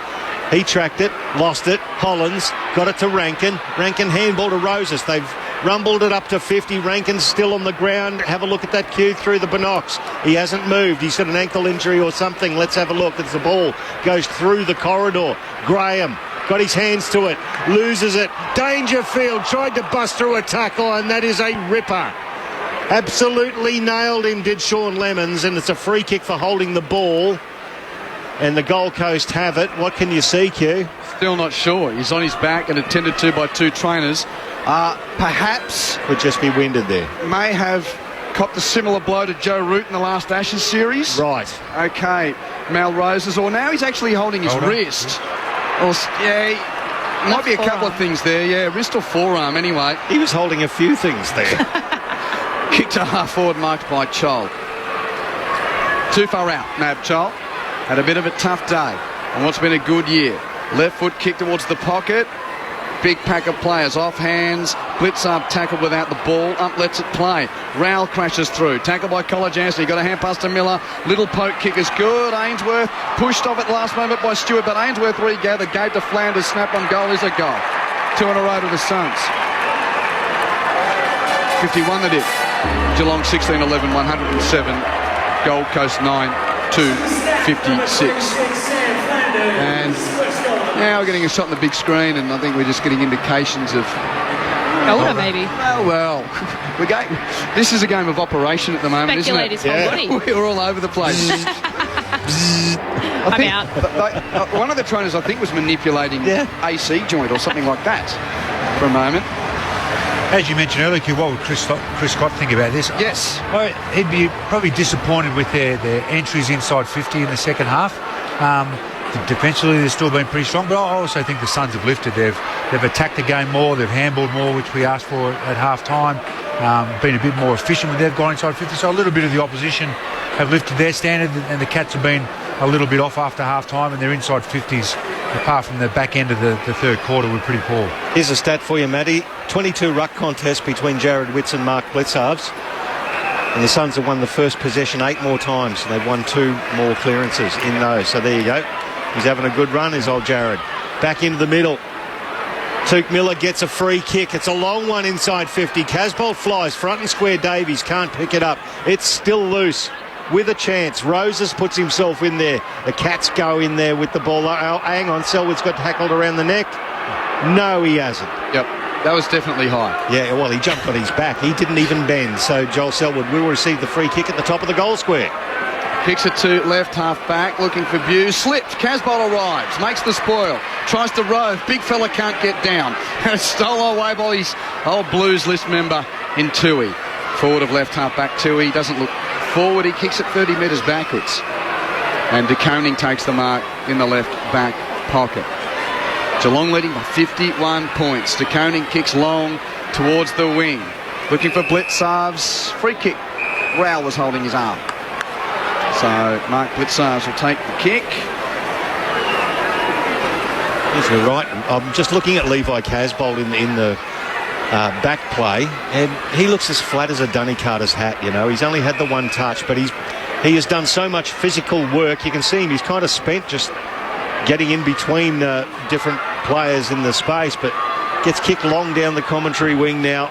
Collins gets in the way for the Gold Coast. Handball out to Andrew, to Hollins, now to Anderson. Under pressure, he kicks it forward beyond the wing. Lukosius floats forward, then goes to centre half forward to find Flanders. To the run of Miller, the handball, a long one, ill-directed. Flanders is going one way, and the kick went straight down the throat of Tom Stewart, and they'll get it out of defence yet again, the Cats.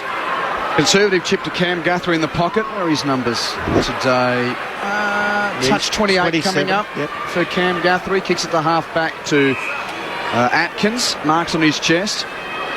4 clearances as well for Guthrie and a couple of inside 50s. Presents upfield and takes the pass from Atkins. So another link in the chain there. Kicks to the middle of the ground. Selwood waited for it, and Ellis ran in front of him to take the mark. It's a rare mistake from Joel Selwood. Not approaching the football, and Brandon Ellis pinched his pocket.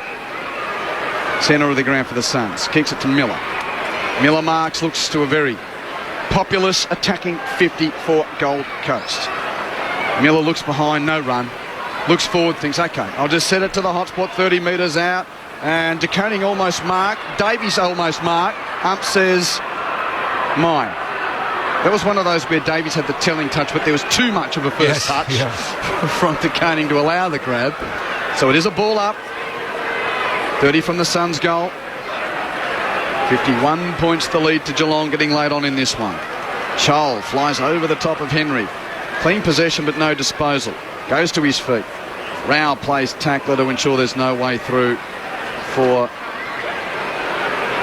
Who's that picking himself up? Atkins, I think it was, yep. Another ball up. Sun's still in attack. Henry flies over Chol. Good leap, young man.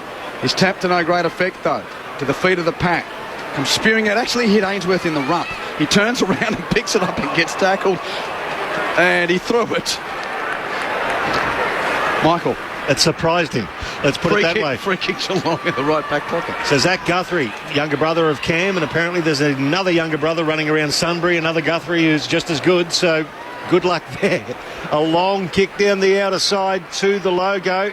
Oh, Mac Andrew takes a nice juggling effort. Just in front of centre wing on the outer side. The young draft pick kicks long inside 50. Through the hands of Stewart at the back. There's a chance for Flanders. Can't get there. Davies can. Picks it up. Smothered by Stewart. Well done. Ball spills. Now they've got it again. This is Stewart going in again. He's been tackled. Slung without it. And he'll go in and pick the ball up. And the Geelong defence are miserly. Absolutely miserly. They don't give you anything. 51 points the margin. They lead 19 gone last term. And news coming through from last night's collision between Brad Crouch and Darcy Gardner in the St Kilda Brisbane game. Brad Crouch is facing a one-game suspension. Until he gets off on Monday. Well, yeah, it's an interesting time, isn't it? But that's what we've got for you at the moment. Brad Crouch facing a week for his bump on Darcy Gardner. Geelong with the ball through Collar Jasny, left half back. Kicks it to half forward. Andrew flew for the Suns. Couldn't take the mark. Chance for Selwood, who leaves it for Close to pick up. Hand pass to the boundary line for Rowan. Kick inside 50. Along the deck. Hawkins in the vicinity. Couldn't pick up. Cavalry arrives in the pocket. Tomahawk still close. It spews out towards the boundary. Lemons crashes through. Tackled by Parfitt. And seen over by Hollands. Seen over for a throw in. This one dying a bit of a slow death now. About 5.5 minutes of playing time left. Geelong leading by 51 points. If you've just joined us, progression's gone like this. 31 at quarter, 51 at half, 55 at three-quarter. Got out to 63, but the Suns have kicked the last two. 51 the diff right now. Throw in left forward pocket. With a chance for the Cats again. Picked up by Dangerfield. Under pressure by the tackle. He sprays it wide out of bounds on the full. So no addition to the score after 20 minutes of the final term. It'll be a free kick to the Gold Coast in the left back pocket. Took Miller now up to 36 disposals for the Suns with 8 inside 50s. Brandon Ellis with 31. Chip forward now. The Suns will have to play on. Lemons and finds Sam Collins. 40 out from his own goal. He goes forward to find Hollands, who's really showing some good signs for the young man in only his 4th or 5th game. Top 10 draft pick for Gold Coast, Elijah Hollands. Kicks to a pack on the wing. Casbolt tries to nudge his opponent away from the drop. Does, but can't mark. Roving his wits of Gold Coast. The big fella puts a hand pass to half forward. Gathered by Flanders. Runs into a high tackle from Atkins. Ump says play on. Goes to ground. Parfitt picks it up for Geelong. On the boundary, looking 30 metres backwards. And he kicks 30 metres backwards. Gathered on the half volley by Blitzards, who chips it infield to O'Connor. O'Connor subbed in for what looks like a minor thigh or groin injury to Reece Stanley. Kicks across the face of goal. Menegola drops it. Chol steals it. Chol goals it. No, he missed it! Missed it! Running into an open goal from 20 metres out. Wow. The finish was as bad as the attempted mark. Wow. Sums up his night. Sums up his night. Yeah, only the 6 disposals for Mab, and at 33% too, just quietly so. Lucky to hit foot with that one. 107 to 57. 50 points the margin. Cats, well, they've showed their dominance. Cam Guthrie, 29 disposals. Parfitt, 26. Blitzars with 26 as well. That's a great mark taken there by Hollands, though, on the logo as they try to extract it. Geelong, he puts it to the top of the 50. Just putting himself across the front of the pack, Ben Ainsworth. Now, the only thing about Ben, I do love him as a player. 24 goals, 17. He's down around about 42% goal accuracy. There is a stunning full moon emerging above the eastern stand. I just noticed that. Word picture. It's almost got a yellowy orange hue to it. Let's see what Ainsworth can do by the light of this beautiful orangey huey moon. He hooks it left. Moon was good. Shot not as good. One behind results. 16-11-107. Plays 9-4-58. 49 points the margin now. 23 gone. Final term. Grandstand AFL, Michael Price and Quentin Hull with your experts, Matty Primus and Kate Luckins. It's a cheesy moon out there. It's that gorgeous colour. He's fixated. He's fixated, Kate. What can we do? It's beautiful. Word pictures are what radio's about. And when the scoreboard's, 49 the difference? True that. Day's gone, moon is rising. Peter Scott has been chiming in our... Thank you, Peter Scott. Extraordinaire. Yes, Sam Day. Best on. Hurt.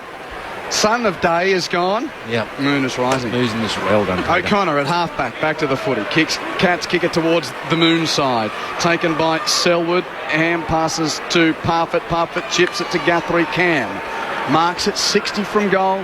Ham pass to the running Menegola from 55 to full forward. Blitzarves leapt, got a finger, couldn't take it, but does the roving of the pack, and his left foot snap is a brilliant big man's goal. He's got a couple by the light of the cheesy moon. Geelong 17-11-113 to Gold Coast 9-7-50. 9-4-58. What a remarkable player he's become. I think you mentioned earlier, Q, two-time best and fairest winner. 2015, 2018. And, plays in the ruck, on ball, he can tag, like he started on Miller at the start of the game. He goes wing, put him behind the ball when they need to. They can throw him forward as a target there.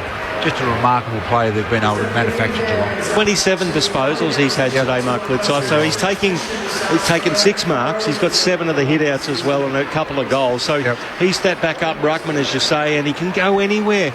If you put him into the middle... He becomes a very big-bodied midfielder. Unbelievable. So he's that special kind of prototype player, isn't he? And then he's running. He's a weapon on the wing. Athletics background, of course, just magnificent athlete. So Jared Witts propels it forward for the Gold Coast. It's cut off by Selwood, who toes it backwards into the middle of the ground. Davies picks it up for the Gold Coast. Now Anderson through to Swallow. Out to the wing. Now he kicks along towards Casbolt. He's been dealt a hand by Sam de Koning today, I must say. The young man has been all over Casbolt as Selwood tries to extract it. Miller provides yet another contest, as he does, with a smother over the boundary line. Another 1%er for Tuke Miller. We'll get a throw in at right half forward. Last time the Cats won the minor premiership, they were level with Richmond and Brisbane with 16 wins and 16 losses. Lost the preliminary final to Richmond that year. But this will be their 17th win of the season. Did have that dominant 2008 where they only lost one game, only to lose the grand final. So we always know it's no guarantee pole position as Ellis kicks Gold Coast inside 50 and the mark is taken by Sharp. In fact, not too many minor premiers have won the flag of recent times, but still the most recent premier did, Melbourne, last year. What was the great saying the great man Lee Matthews always said? I don't know. Doesn't matter. In September it starts again. It doesn't matter. True that. Jeremy Sharp. 21 today. Jeremy Sharp. Has he got the keys to Carrara with this kick? Oh, beautiful. Well, Over the post. It's the post. Happy 21st. We can only build them up, and if the souffle just explodes in your face, Kate, what can you do? Still enjoy it. Yep, 17-11-113 to 9-5-59, Geelong by 54. So let's see what the Cats can do in the last minute or so as they bring the ball out via Tom Stewart. Rowan! Oh, what a fly. It came off both hands and front and square. He rose above that pack, Gary Rowan. What was the margin at half-time? Was it 54? 51. 51 at half-time. 31, 51, 55, and now 54. That's the quarter, half, three-quarter breakdown. So the ruck contest, once again, Blitzarves gets himself involved. Hollands, who's done very well. I'm really liking the look of this kid as the ball got stuck under the pair of them. The umpire's going to inexplicably pull out a free kick for holding the ball. How do you do that when there's human Jenga going on? I don't know, but Patrick Dangerfield. You're saving that to the 27-minute mark of the last quarter. Human Jenga. Oh, you should lead with that. Oh, I'll lead with it next time, Q. Nobody's listening. So it comes through to Gary Rowan now. He overruns the ball. The Sun's still trying, but the Cats have just got the class. They tow it through the corridor. Stengel, handball close. Beautifully done. He gets around one. The handball off to the run of Henry. Received it, chipped it inside the goal square, and Parfitt will just waltz in and tap it through as the siren goes. He gets his second. The Cats get their 18th, 18-11, 119. Plays 9-5-59. It's a 10-point win to the Catters. And in all reality, that 10-goal victory seals the minor premiership of 2022 for Geelong. 18-11, 119 to 9-5-59.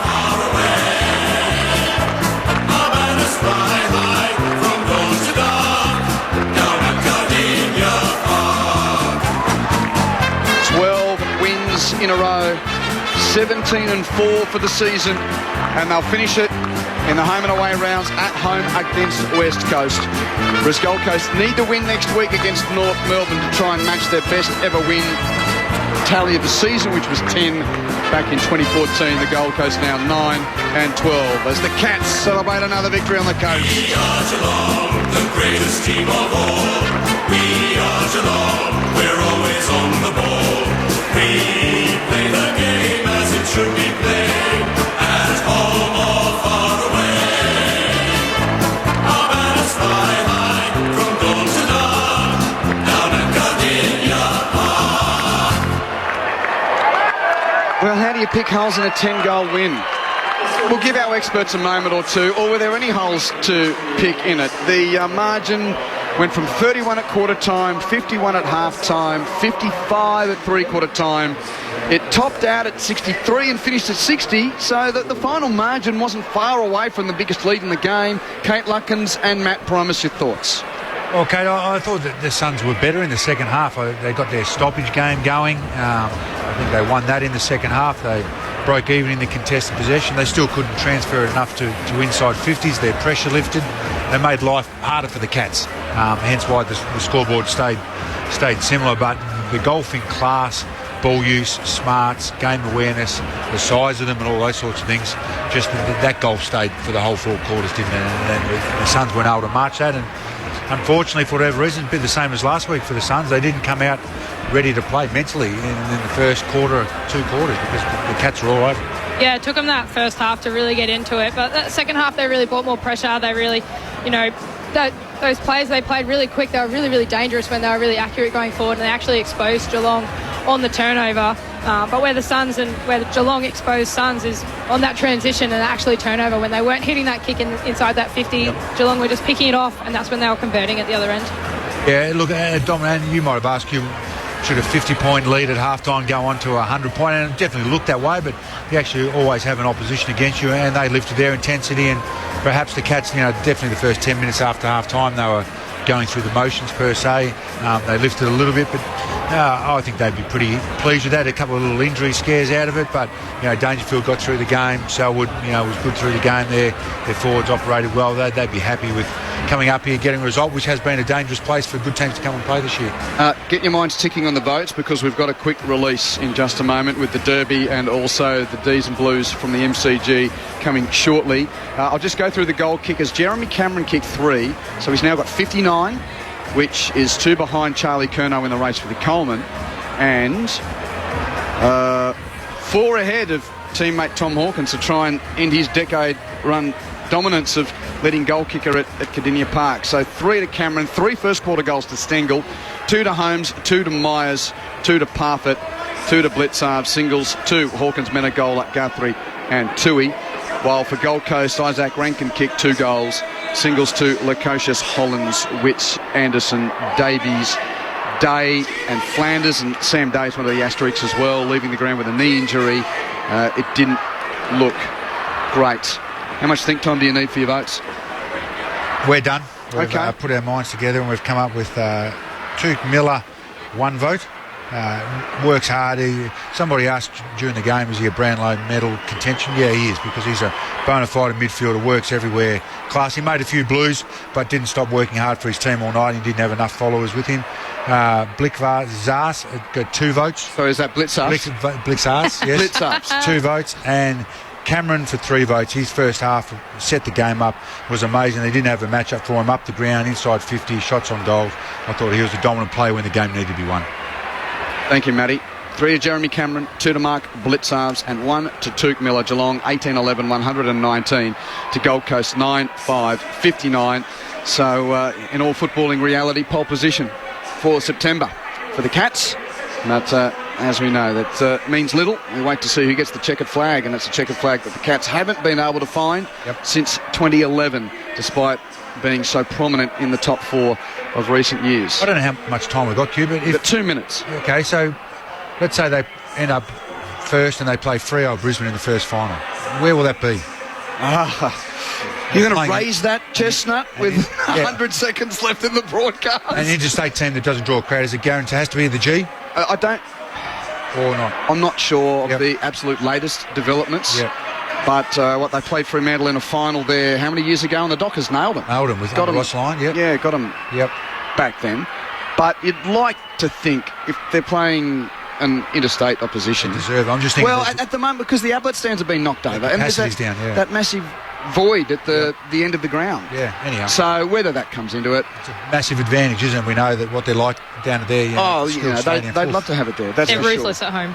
But you just never know as well. And the AFL has to apportion the AFL members ticketed match at the MCG as well, which is a part of the whole rigmarole of finals. So, and who knows if Brisbane get a home final or whatever, it might make that tricky as well. Who wins tonight between the D's and the Blues?